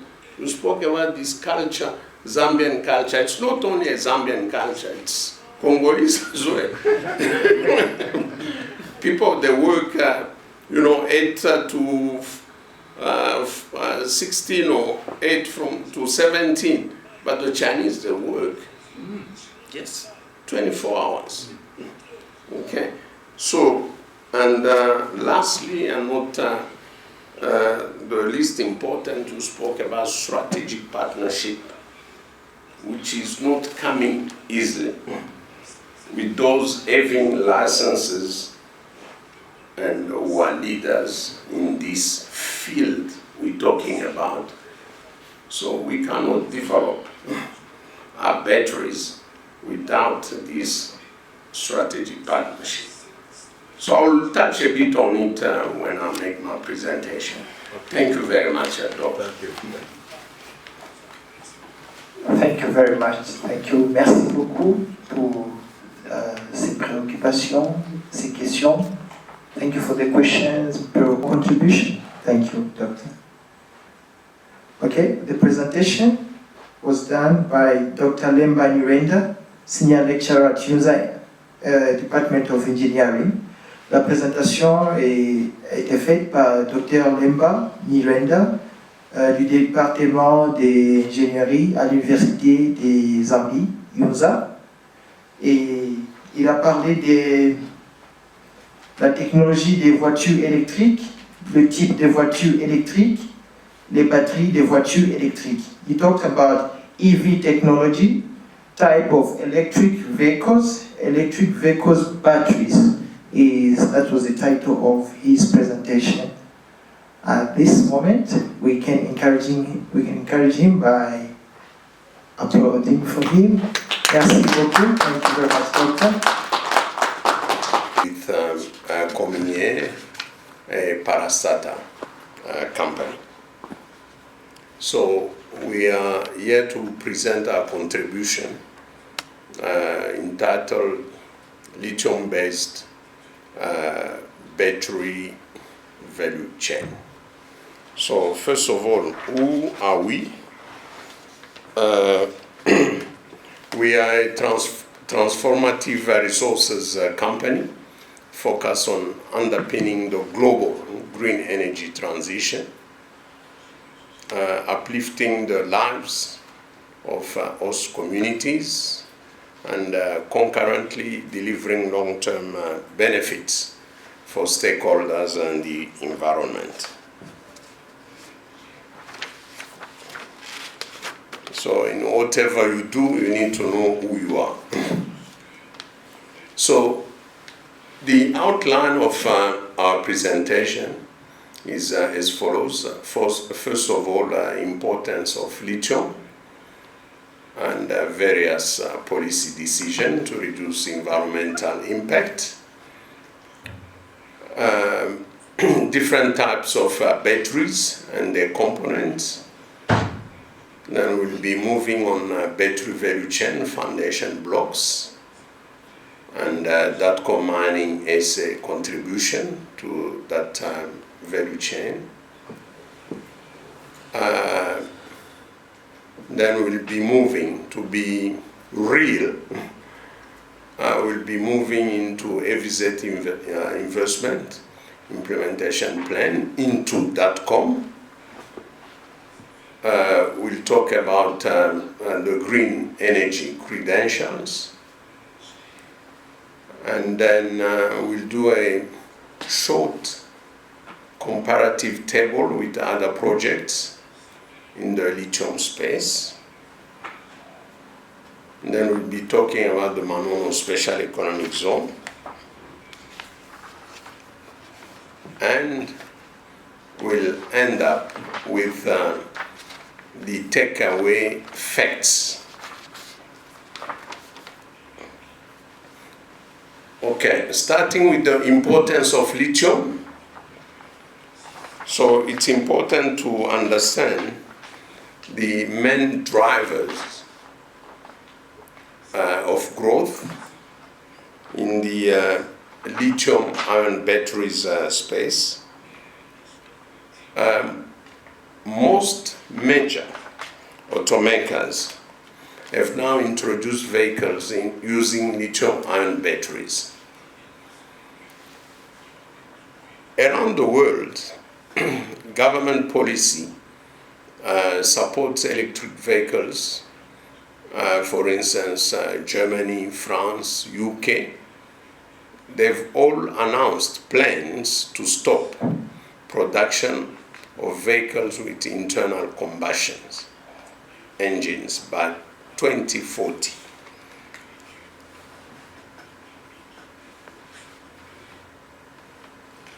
China, for instance, is a growing market for lithium-ion batteries, with support from government initiatives such as subsidies for the purchase of electric vehicles. In China, you can still purchase a small electric vehicle for 5,000 euros. As Dr. Dev demonstrated it with the diagram, we can see that China is the leader in terms of lithium-ion batteries. So, in the US, more than 1 million electric vehicles already sold, with Edison Electric Institute predicting almost 19 million on American roads by 2030. And this figure is on the increase on a yearly basis. The lithium-ion battery has captured nearly 100% of the notebook and communications market and gained market share in consumer electrics, such as power tools. So, we're not talking only about EV for batteries, lithium-ion batteries, but we're talking as well about notebook and communication market. So the laptop you're operating there, all the phones we have in our hands, they have lithium-ion batteries. Even the micro I'm talking into now, at the bottom there is a lithium-ion battery. You can open it and you'll see. So, around the world, new factories are being built, and especially in Asia, while a number of companies are pursuing battery production projects in Europe. And lately, Tesla invested hundreds of millions of euro into lithium-ion battery in Europe. So the global demand for lithium is expected to grow steadily over the next decade with energy storage, particularly as it relates to electric vehicles. So remember, when we're talking about lithium-ion batteries, we're talking about energy storage, okay? And at the same time, it's an energy provider which can be recharged to store again energy. Next slide. So, we said ourselves, no, so we need to look at the basics when we're talking about lithium-ion batteries. So what are the different types of batteries? So let's look at the basics. What is a battery? Battery is just a chemical device storing electrical energy in the form of chemicals and by means of electrochemical reactions. So keep in mind, we have chemicals and we have electrochemical reaction. So a battery is about conversion of stored chemical energy into direct current, electric energy. And this started with Alessandro Volta, an Italian physicist who invented the first battery in 1800.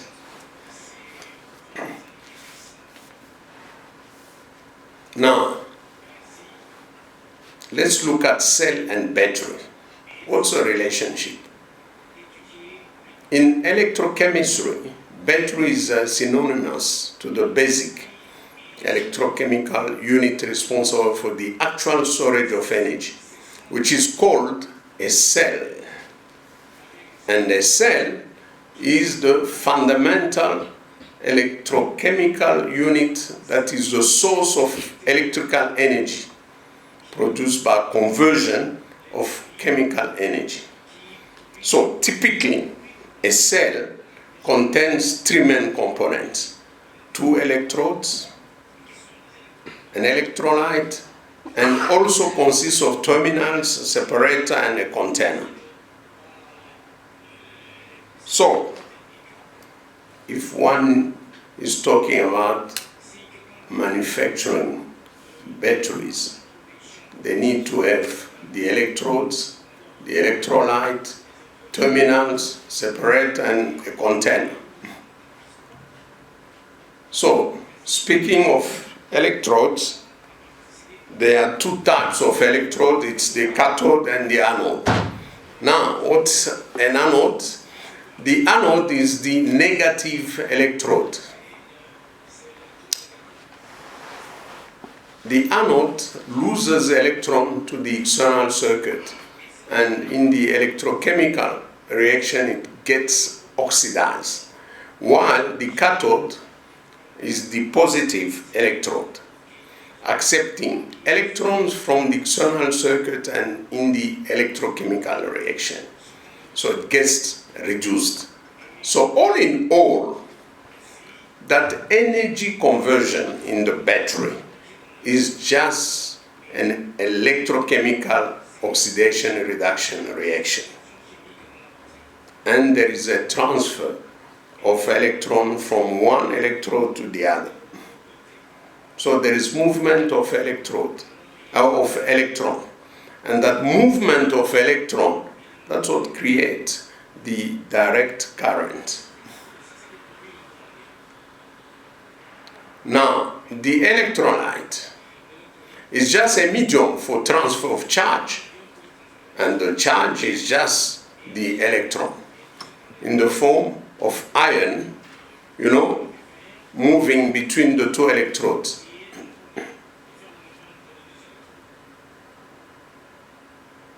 But in reality, a battery often consists of one or more cells that are electrically connected in either a series or parallel configuration, to provide the necessary voltage and current levels.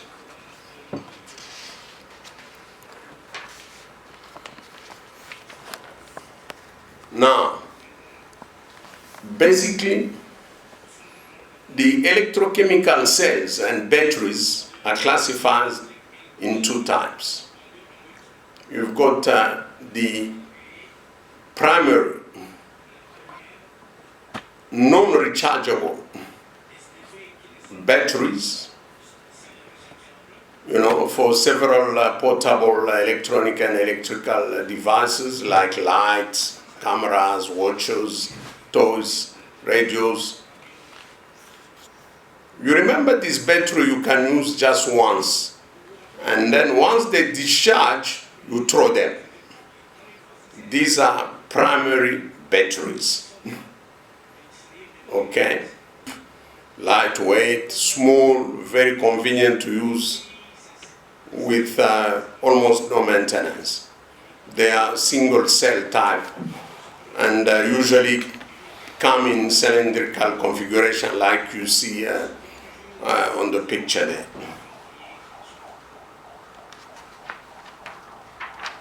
Now, if we look at the timeline in terms of fabrication of this primary battery, they started mainly as zinc anode based batteries, so zinc anode, zinc carbon, zinc being the cathode and carbon being the anode.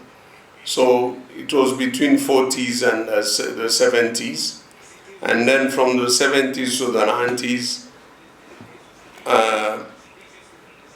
we moved from zinc anode based batteries to zinc alkaline manganese dioxide batteries, and then later on into zinc mercuric oxide and cadmium mercuric oxide batteries. But you need to realize that mercury represents an hazard, so that's why it was abandoned. And then came the development of lithium as active anode material.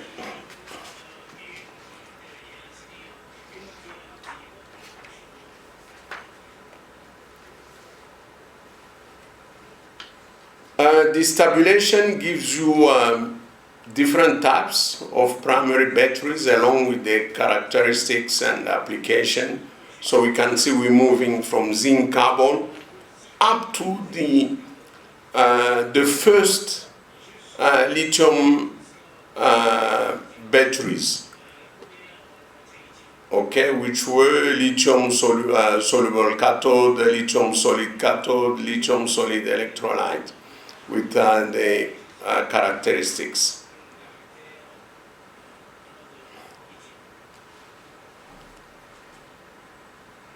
The second category is the secondary batteries.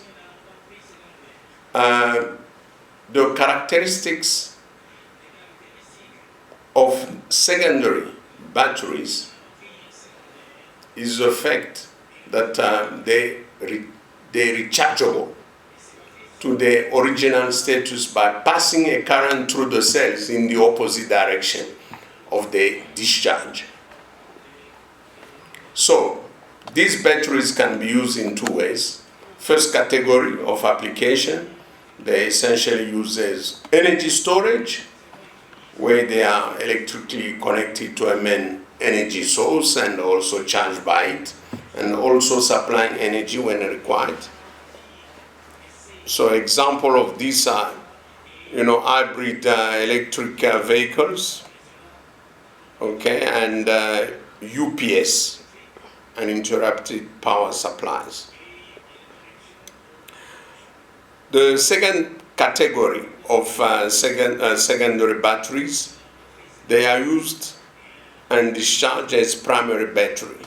Once completely discharged, instead of discarding them, the battery is recharged with an appropriate charging mechanism. So an example is the modern portable electronics like mobile, laptops, electric vehicles. You can use your laptop. If it's not directly charged, okay, so you use it until it's completely discharged, and then you can still recharge it. This is it's part of the second category of rechargeable batteries. Okay, so just a timeline of a secondary battery type. It started in the 1850s.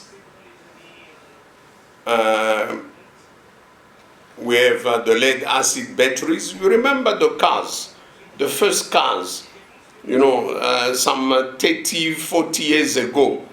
It was the lead acid batteries, okay? Early 1900, and then became the nickel cadmium batteries, but we're still using the lead acid batteries.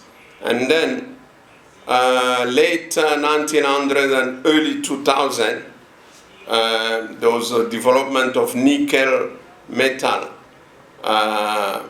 hydride, sorry, there is a mistake, typing mistake, hydride batteries. So it's there is hydrogen on the one of the electrode, and then later on development of lithium-ion batteries. Okay. So these are the different types of second batteries along with their characteristics. You can have the presentation. So we've got the lead acid batteries, nickel cadmium batteries, the next one. The nickel metal hydride batteries, and then lithium ion batteries. So what I need to mention here, there's been a ferocious research into the lithium ion batteries. Why? On the one hand, cobalt was added and gave superior performance, especially developed by CAT and Kettle in China. And then because of the war between China and the US on the economic front, so the American decided no, they're not going to use, it started with Trump, they're not going to use the lithium-ion batteries, you know, with cobalt, because they're being manufactured by Chinese. So they try now to replace cobalt in the lithium-ion batteries, and then so they went to lithium iron phosphate, and now what's happening, this is current, they going for lithium-ion batteries with silicon as an electrode. Can you imagine? With silicon as electrode. So this is happening now. So cobalt is not in the picture because of the Chinese and because of ethical sourcing. Okay. Let's move further. Okay, that's done. Now, let's get real. .com is developing the largest hard rock deposit, lithium deposit. That's the Manono lithium antenna project with up to now 400 million tons of ore resources. So this is huge. It's bigger than Green Bushes, which was the largest hard rock deposit in Australia. So Green Bushes is a mine that belongs to Talison. Next. Now, what are the foundation blocks in the lithium battery supply chain? So this is really a contribution, the contribution of .com mining to this endeavor. So the foundation blocks come in the form of first the establishment of a mining extraction,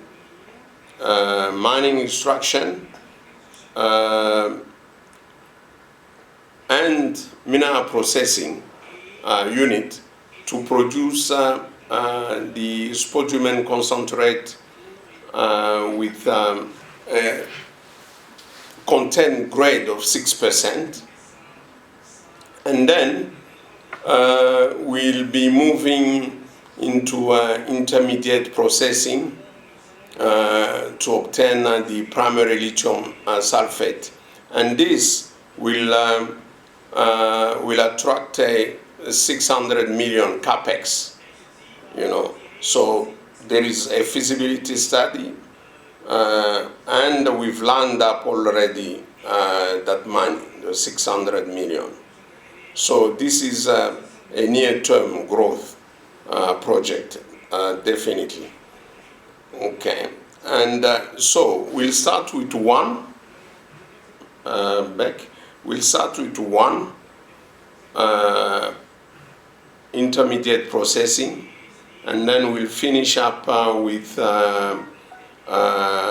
3 of them, and this will attract a capex of 1.3 billion.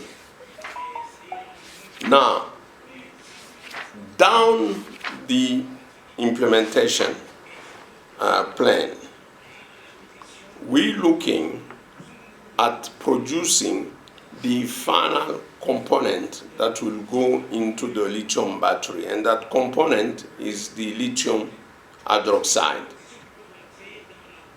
Lithium hydroxide. Now, you see there is a blank there. So, these are the other blocks that need to come into place to get to the battery assembly.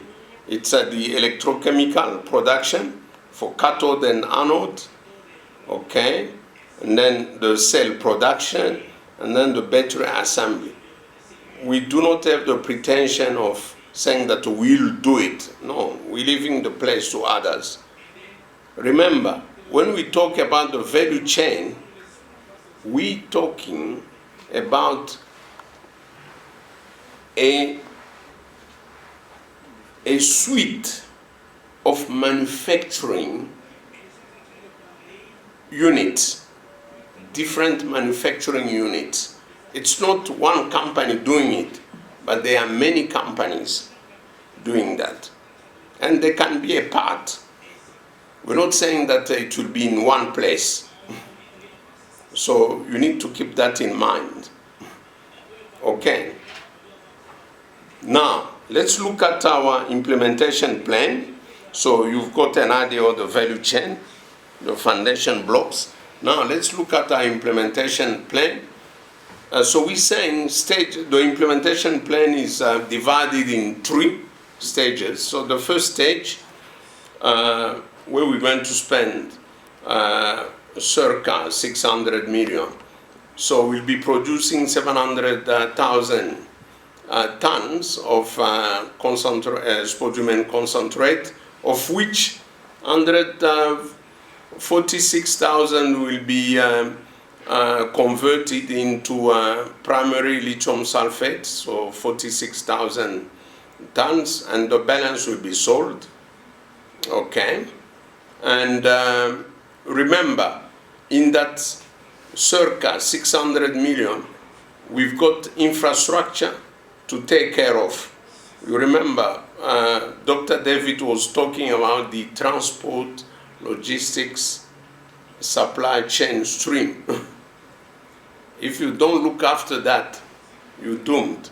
So we're looking at the airstrip, we're looking at refurbishing power station, 2 power stations. So we're looking at rehabilitating 340 kilometers of road.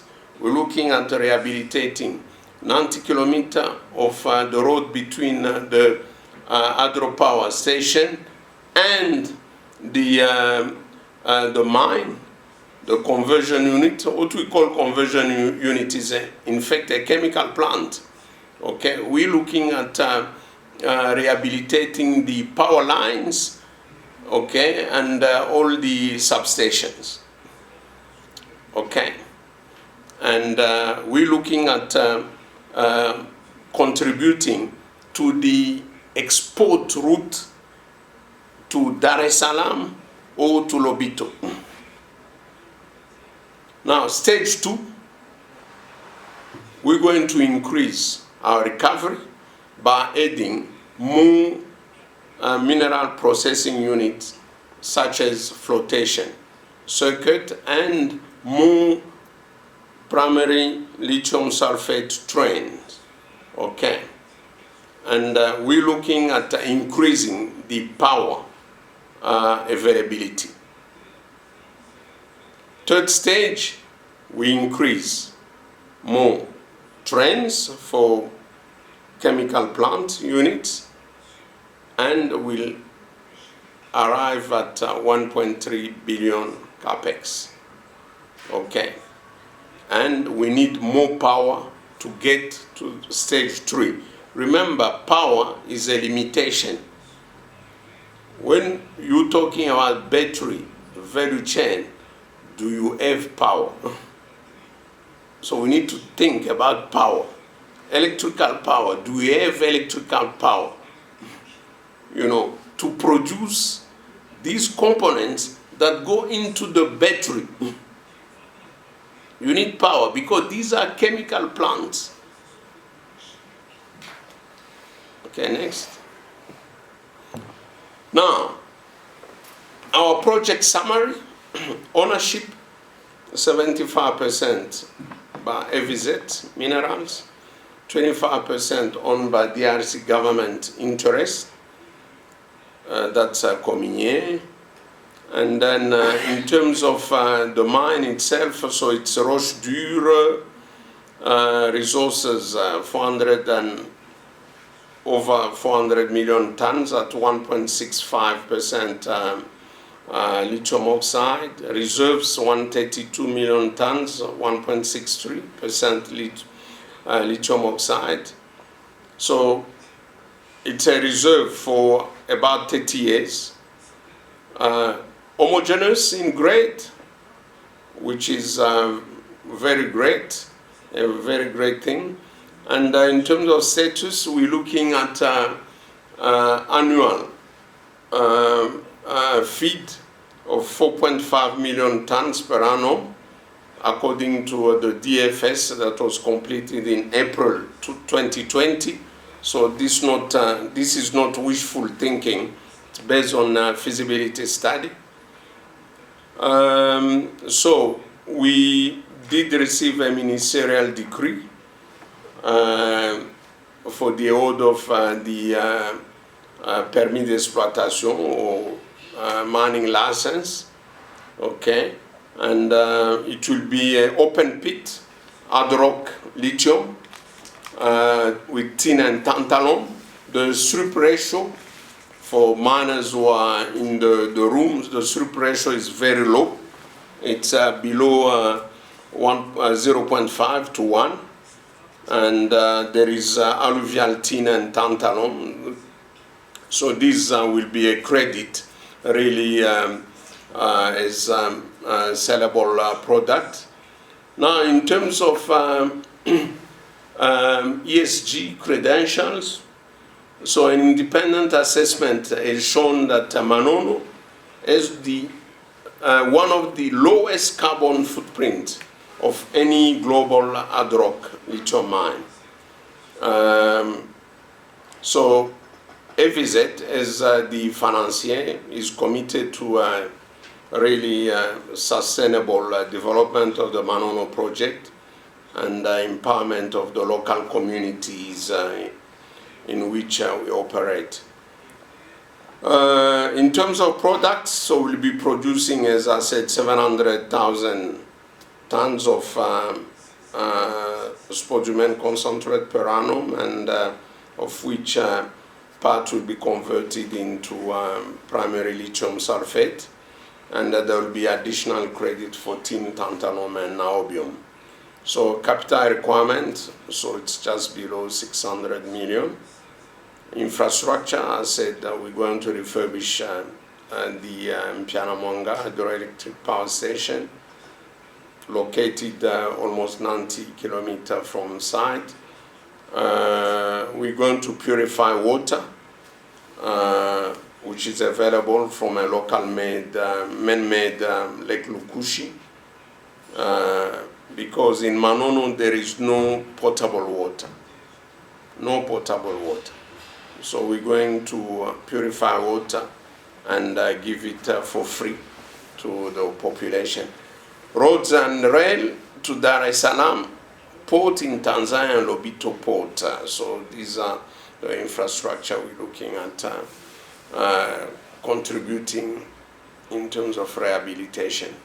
We've executed already a MOU with the DRC government to secure the rights to Mpianamonga for rehabilitation and generation of power for our operation in Manono. So apart from the hydroelectric power plants, so we envisaging the solar power arrays and battery storage, steam turbine generation from a sulfuric plant, because we'll be using sulfuric plant, so we're going to produce sulfuric acid plant, and because of the steam generated, we're going to use that steam to produce energy. And then we're looking at a biofuel generation. So we're aiming to be as close as possible to a zero emission operation as possible. Now, having completed the feasibility study, we had to compare, with other feasibility studies. So you can see in that table the other lithium project. Remember, when you work in a field, you need always to think about peer comparison. Always. Don't think that you alone, otherwise that's being stupid. So there are many projects, lithium projects, which are lining up. And so we've compared our capex to others, and we found that we've been reasonable. Okay. Now, apart from the mine, and from a sustainable point of view, we said we need to create a special economic zone, okay, where the conversion plant will be located. But not only the conversion plant, but we will give opportunities to other investors to come in, you know, like brewery or tomato processing or workshops, you know, mechanical workshops, you know, all kind of manufacturing and services. They can come into the special economic zone. So this economic zone will be prepared in terms of infrastructure, you know, to facilitate the establishment of all these manufacturers who will come into the special economic zone. This is, in fact, to leverage off the substantial investment made by FVZ International. And this will create, in fact, a conducive environment to attract investment to the economic zone. So we're going to develop an integrated ecosystem, create new sustainable industries and businesses in the economic zone, and this will allow the upliftment of the local communities, you know, quality of living, creating direct and indirect employment opportunities in the economic zone. Imagine when the mine is no more, there need to be something that will sustain the community. So that's the idea. Now, what are the takeaway facts? It's a world-class project because of the size. It's bigger than green bushes in Australia. Okay. It has got robust project economics. In terms of project support, we've got advanced debt funding discussions. So 100% of the products are already under long-term binding offtake agreement. Okay, you understand, because of the growth in lithium-ion batteries. And then there is a strong cooperative and collaborative engagement with the DRC government. Now, in terms of growth potential, the project has a high scalability underpinned by known resources.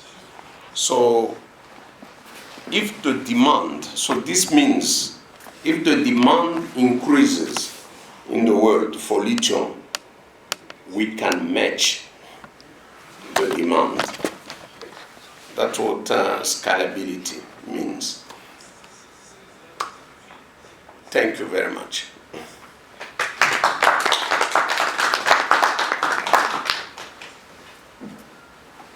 Merci beaucoup. Thank you very much. Merci beaucoup. Thank you very much for a very in-depth presentation. And then also it's bringing out real realities on the ground. That I appreciate. But this one, I don't know whether it's directed to you, but it's more of to to both Zambia and Congo DR. If we see that this project is pushing the lithium pathway, but then we know that China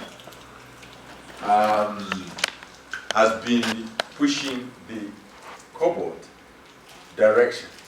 But all these things are happening in the same country, all right? So now, here we are in this conference.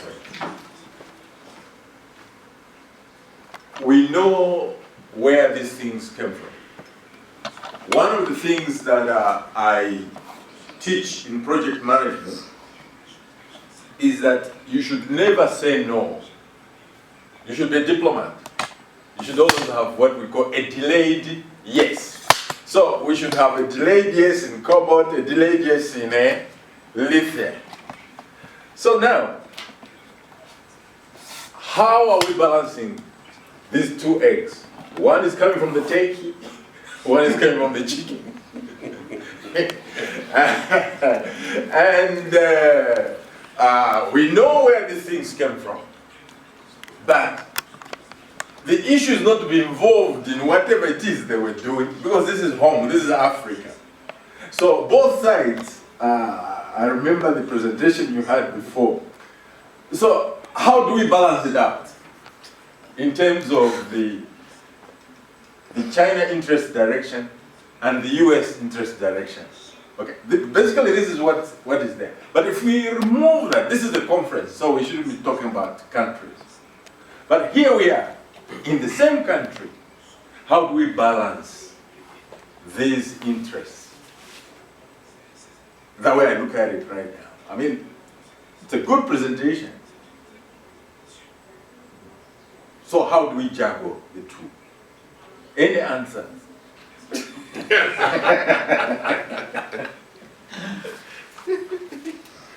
Maybe it's wrong. I could be wrong. Yeah, thank you. Talking to the American, we're talking to China. But remember, even the lithium-ion battery manufactured by Chinese contains cobalt. Okay? The American, they're going the way of lithium without cobalt. Yeah. Yeah. So we're talking to both. And you know, even Tesla. So, what's his name again? Elon Musk. Yeah, Elon. Elon is investing in China and developing EV vehicles. Okay. Okay, it's pushing the batteries as well, but it's got as well, is in the same dilemma.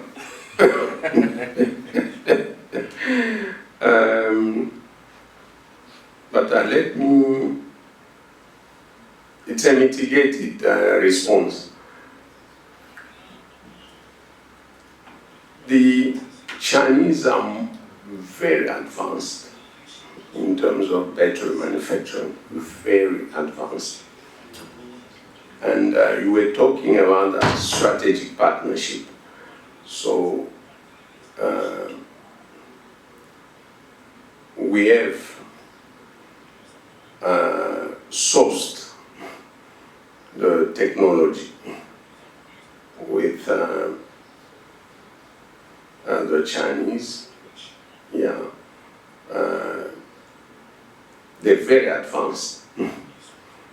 So it doesn't mean that we've given it to the Chinese. No, it will be a partnership.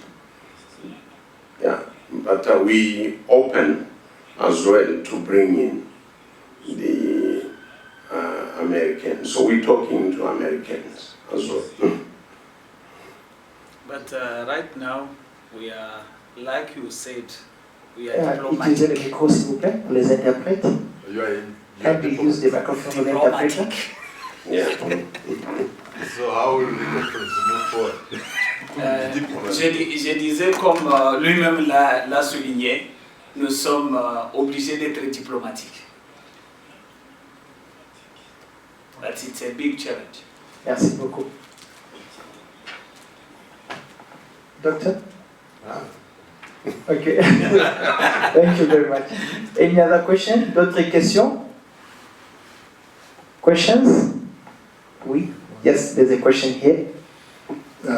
Very simple questions. I'm just a bit ignorant. And I wasn't entirely sure if these are zones that have already been implemented or zones that you're thinking about implementing. And if they are already implemented, the question I was going to ask was, are you getting the problem of overpopulation by having lots of people basically flock into this area where the local community is empowered? Thank you. Oui? Special economic zone will be financed by a visit in terms of power supply, water supply, buildings, roads, and so we need to cater for a building where housing the government department, because it will be a one-stop shop in terms of administration. Yeah, so this will be financed by AVZ, so it's still being planned. So we need to finalize this. S'il vous plaît, Oui. aussi ce qu'il faut noter, parce que apparemment sa question avait deux volets. What we need to note, apparently his question has two parts. Two legs, Yeah. Oui, en fait, c'est un projet qui a déjà démarré parce qu'on a déjà introduit la demande auprès du ministère des Tutelles. C'est-à-dire au ministère de l'Industrie où nous avons demandé la création de cette zone qui sera financée entièrement par un privé qui est AVZ. Mais la deuxième des choses, c'est que par rapport à la population, parce que ça va amener réellement un flot de gens qui vont venir, je crois que c'est de ça que tu as parlé, n'est-ce pas? Par rapport à la population, oui, nous y pensons parce que si nous n'y pensons pas, ça va créer une crise sociale. Et dans la police, d'abord, il y a par rapport aux emplois, nous avons développé une police d'abord à consommer localement et les autres ne peuvent être recourus qu'en cas d'absence de compétences auprès de la population locale. Des instructions claires à ce sujet ont été données et nous travaillons sur cette question. Mais la meilleure des choses de ces projets, c'est que, en termes toujours de compétences, nous pensons aussi qu'il y ait un échange, un transfert de compétences. Donc il y a des expatriés qui viendront avec des compétences qui ne sont pas sur place, mais au bout d'une période courte, ils devront transférer cette connaissance auprès des locaux. Le troisième niveau de réponse à ces sujets toujours, c'est que nous pensons autour du projet créer une école du métier. L'école de métier qui va permettre à ce que nous ayons des enseignants qui sont focalisés par rapport à ce qui se passe dans la zone et essentiellement par rapport à la mine et à l'industrie qui est liée à l'exploitation des lithium. Ainsi, on va donner une nouvelle compétence à la population locale, de telle sorte que, aussitôt qu'ils terminent leur formation et ils donnent les preuves de leur formation, ils peuvent être consommés directement par la société ou dans la zone. Parce que la zone a aussi l'objectif d'une incitation industrielle. C'est-à-dire, au lieu de rester seul dans la zone, nous voulons qu'il y ait d'autres industriels et d'autres investissements venir s'établir dans la zone. La zone, en fait, Une zone économique spéciale, par essence, elle est une zone dans laquelle il y a une allégeance fiscale. C'est-à-dire les conditions des taxations et autres sont allégées par rapport à l'investissement normal. Donc cette allégeance va permettre à ce que tout celui qui entre dans la zone bénéficie de mêmes allégeances que les autres qui s'établiront. Bien sûr, le promoteur a plus d'allégeance plus de temps d'allégeance que les clients qui viennent s'établir. Ce qui fait d'emblée, avec l'école des métiers, nous offrons une opportunité à la population qui sera formée d'être absorbée, non pas seulement par notre société, mais d'être absorbée aussi par les autres industries qui vont se connecter sur nos activités. L'une des choses importantes, pourquoi nous avons voulu mettre aussi la zone économique spéciale, nous parlons de la chaîne de valeur en termes de batterie. Mais comment quelqu'un qui est pratiquement distant, qui a de matières que nous n'avons pas, les compétences que nous n'avons pas pour la construction d'une batterie, comment il peut s'intéresser à venir s'associer à nous? Il faut lui créer des conditions alléchantes et des conditions... Do you see the agreement in place at the moment with countries like the US and China becoming an issue for what we've got, what we're trying to do? Because, you know, if they're looking at your lithium, they're looking at your cobalt, and then as a region, we're also trying to do the same thing. Are we going to become competitors with our partners? Is there going to be some issues that you see there, or will they allow us to use our lithium and cobalt and compete if we want? Dr. David alluded to it. It's strategic partnership. So we need to be clever in the way we strike the partnership. You know, it's not only lithium and cobalt, but there is nickel, you've got nickel. So in some ways, the way we put together our resources and the way we, as a front, we make a front, you know, towards the others. You know, we need to strike strategic partnership, show them that, hey, look, we've got a regional value addition, you know, to what you're doing. We, as a region, we can offer this, you know. And I think if we get together, we'll be stronger than if we go our separate ways. Thank you very much. Thank you very much. Another question?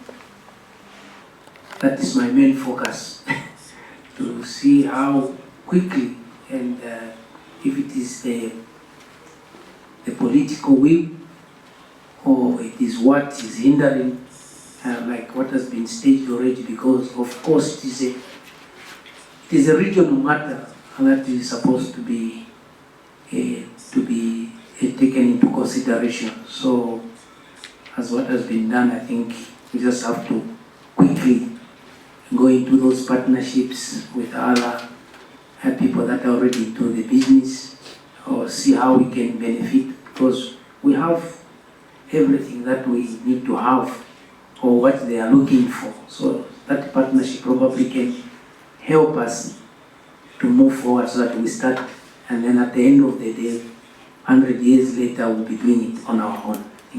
Thank you very much. Sir, thank you very much. Yes, Dr. Lemba? One of the takeaway points that I got was that DAFCON has decided to develop up to level 3 in the value chain, okay? But you still need level 4, level 5, and level 6, which is the battery that we're talking about. Yes. So, but that, you cannot just do it overnight. You need actually feasibility studies and very clear direction from the two countries. So, if we want to dovetail with DASCOM, we have to have this as a basis. But the question is, who's going to decide that? Is it Congo DR alone? Or is it Zambia? Or is it a conference like this where things are wishy-washy? But in a conference like this, there is no real owner. So who are the real owners to look at this step to finally have a battery? And what do we need to do? But then there are also other projects that are involving cobalt, which are also moving in a certain direction.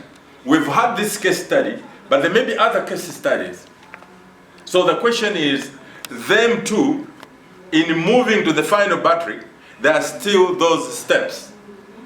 Now, are we talking about 2 facilities or 1 facility that's producing all this? Now, I'm talking about the 2 countries now. That's the challenge that is really there. And also, besides the 2 types of EV batteries, and also other batteries, like for PV, DP cycle, and whatever it is. So what are we talking about? So it has been clarified up to this point, but what is the direction that we want to move? And who is going to be the champion in this kind of thing? So it's an open question that we have looked at it. Yeah. Dr. David, thank you very much. Foundation blocks. Because many people, you talk about the tail end of the value chain. That's right. And many people are concentrating on the tail end, forgetting that there is a process. So we presented our side just on the lithium.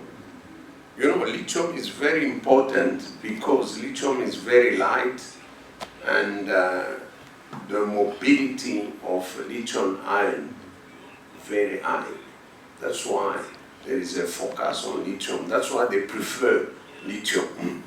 So we presented our side on lithium. We can contribute. But on the same vein, before getting to the 4th, 5th, 6th block, there is cobalt. The cobalt that DRC is producing, it's not the cobalt that goes into the battery. So one has to produce the proper component, cobalt component going into the battery. So it must be produced, let's say in DRC or in a special economic zone where common to both countries. That's why, I answer your question, there will be many special economic zones. Electricity availability permitting. So one would need to produce cobalt sulfate that goes into the lithium ion battery. One will have to produce the nickel oxide. You understand? We're talking about nickel, cobalt, but what's the real component going there? It needs to be made. The process plant. Yeah, yes. It's a chemical process plant. It's not just something you put together behind your house in your garage. No. It's a proper plant. And we need strategic partnership. Who will give you the license? It's a process with intellectual property. Who will give you the license? So that's why we need to be clever in putting together, striking these strategic partnerships. And these are the things we wanted to clarify with our value chain blocks.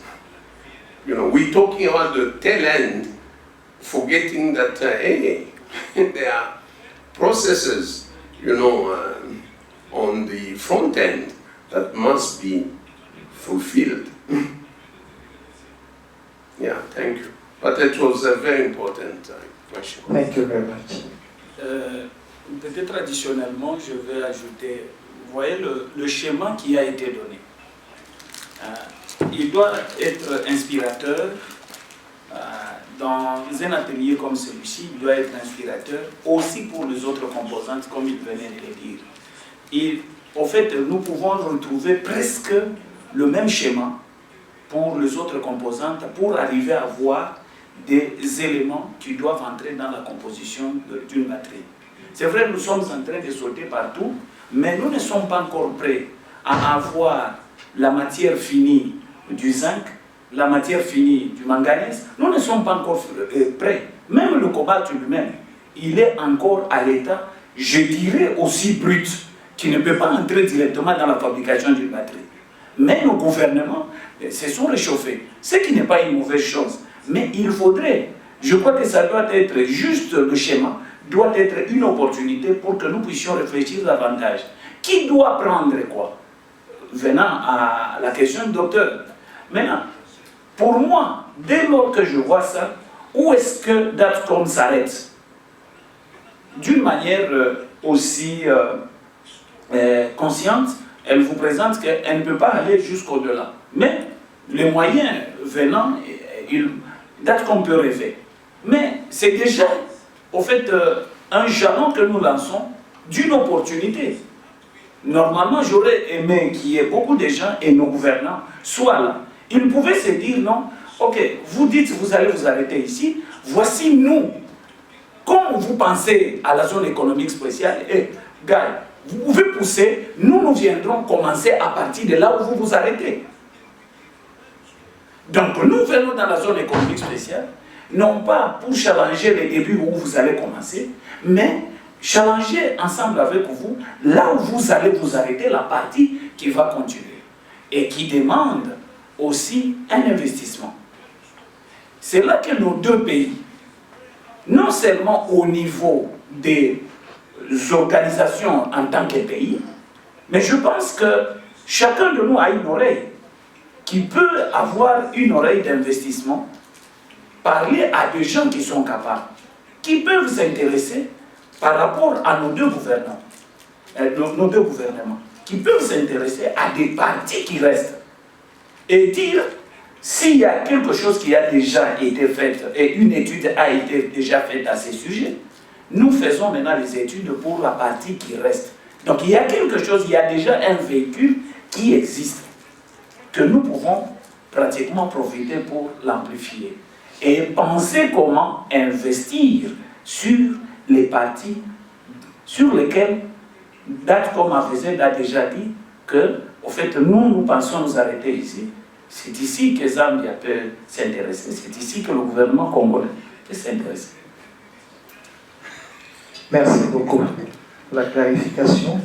Thank you for the clarification. Thank you. Wow, that's a nice name to the company. And the presentation was on foundation blocks of the lithium batteries value chain. Thank you very much. That was really a good presentation. We've learned a lot of things, a lot of technical words. We had to take notes, read fast. Yeah, a lot of technical words. That was very brilliant, very rich. Thank you very much. And I believe the two presentations we've had today, they are completing each other. Yes, and they're making something solid now. Voilà, les deux présentations que nous avons eues aujourd'hui, c'est complète mutuellement en fait. C'est une très bonne chose. Moi, j'ai appris beaucoup de choses. I've learned a lot of things. En résumé, in summary, what can you say about what we've heard from the two presenters today? Juste en quelques mots, just a few words today from both presentations. There's no order as such, but Is there anything that we've really learned, something new? Of course, we learn every day. Nous apprenons tous les jours, mais il y a au moins quelque chose que nous avons appris aujourd'hui. Just in terms of summary, because this was our last presentation for today, I believe we'll get a group photo, all of us, and if possible, we can get our last cup of coffee outside, and then, yeah, we'll end from there. In summary, the information that we have gathered here today was definitely missing when we had our first session. I felt that there was a lot of information that came out of the two presentations, which would have helped to answer quite a few of the questions that we raised at the first session. I do have a report that I wrote which summarized the takeaways from the first session, as I said to the minister when he was here. And we have transcribed that report into a PowerPoint presentation, which I'm hoping to go through tomorrow. I believe that I'm on the program tomorrow. And the reason I did the presentation is that it's easier to absorb information in a presentation than to just read out text for everybody. Today, I think for me, highlighted the importance of the entry point into the value chain. And I believe that the Prof did a very good job of summarizing the thinking that has to go behind these strategic approaches. And I believe that the presentation we have just shared now again shows the importance of understanding that you can't just jump to the end product. All those precursors are very important. All those precursors require investment. They require policy. They require government backing. This is not something that we can do very easily outside of sort of government influence. The Prof in his responses to our questions again brought up the very important point about the finances, because I will be the first to raise my hand up and say I was not aware of these differences between the kind of interest rates that you would be charged for the same thing if you went in as a government or if you went in as a private company. So as we begin to look at these public-private partnerships, that strategy thing becomes very important in how we approach all this. So there's a lot of value, I think, coming from the presentations. We have had some questions which are quite probing in that they are pointing to the issue of our, let's call it, inability to move quickly. It's not a problem for everybody. I think what we have heard is there are some areas where things have truly moved forward, which is very good to hear because it gives us hope that we can definitely get there. But we cannot hide from the fact that this is a big conference room and we are only populating about a quarter of it. This should have been a full conference room. So we have been let down by attendees that should have been here, by presenters who should have been here, by senior people who should have been here, because what we are talking about is an inflection point in the economies of our region. This is the game changer, you know. This is the big thing that is going to decide, you know, who becomes an economic superpower going forward and who does not. And we have to protect our piece of that pie. If we give it away, we are done for the next 100 years. I was saying to my colleagues, if we don't do this thing properly, we will end up washing the electric cars while everybody else is making them. You know, that would be a very, very sorry situation to be in. So this is the time. You've spoken about very important considerations here. The level of education required needs to go up. The skill level needs to go up, both in terms of design, maintenance, our technicians. It's all got to go up. So it's got to be a very joined-up approach. And that's why I was so very intrigued by your response to the economic zone, because it really brought out linked up thinking. You're looking at the big picture, you're looking at the population, the future, the resources, all of that, and I think we should be doing the same. So, pardon me if I'm coming across a little bit critical, but I would have really liked to see a lot more of our Zambian government sort of representatives here, our ministers here, to listen to these conversations. So it's not something that we present to them later. It is something that they're part of, and they're able to ask their own questions and to feel that they've been a part of this journey. So I'm hoping that tomorrow we will have better representation. I know that the organizers are more confident about tomorrow, but today was just as important. So hopefully, we can move on to the next phase where we begin to actually draw action plans as opposed to just discussing these things. Those are my 2 cents worth. Thank you. Thank you very much. Really appreciated the efforts you have all shown to come, despite what Doka is referring to as a letdown. Truly, we have felt a little bit let down because of the effort we have put in. However, with a few of you who are here, we are very encouraged. We have put in so much in terms of research, both on developing the material you are seeing today, and partly I was just sharing with our director there. The 2 gentlemen you have seen behind, they are part of our research team. They were just updating me 2 days ago saying, actually looking at the EV, it's something we can do, converting a car in a day. Okay, if we have all the resources together. So we are discussing on how we can source funding and go forward, which we can have a trial, and at the same time understand how those things are made so that we can now localize those. But with you being here, we really appreciate, and I think you can help us. We really want to plead from you who are here to say, see how you can help us, to see how we can take this dream together. We have got a very energetic team of young people in research, writing these materials and all that. And we are looking at the bigger picture of saying, why should we always be the people to wash cars? Why should we? Because I was sharing with the minister when I went to pick him, I'm saying, if you look at the phone, everything comes from here. But why should I go and buy an Apple phone for equivalent to $1,000? And yet, it's my material. We were making calculations yesterday. For a conversion of a current fossil fuel powered vehicle into an EV, it will cost you a 4x4, $18,000. Just for you to bring parts together into Zambia.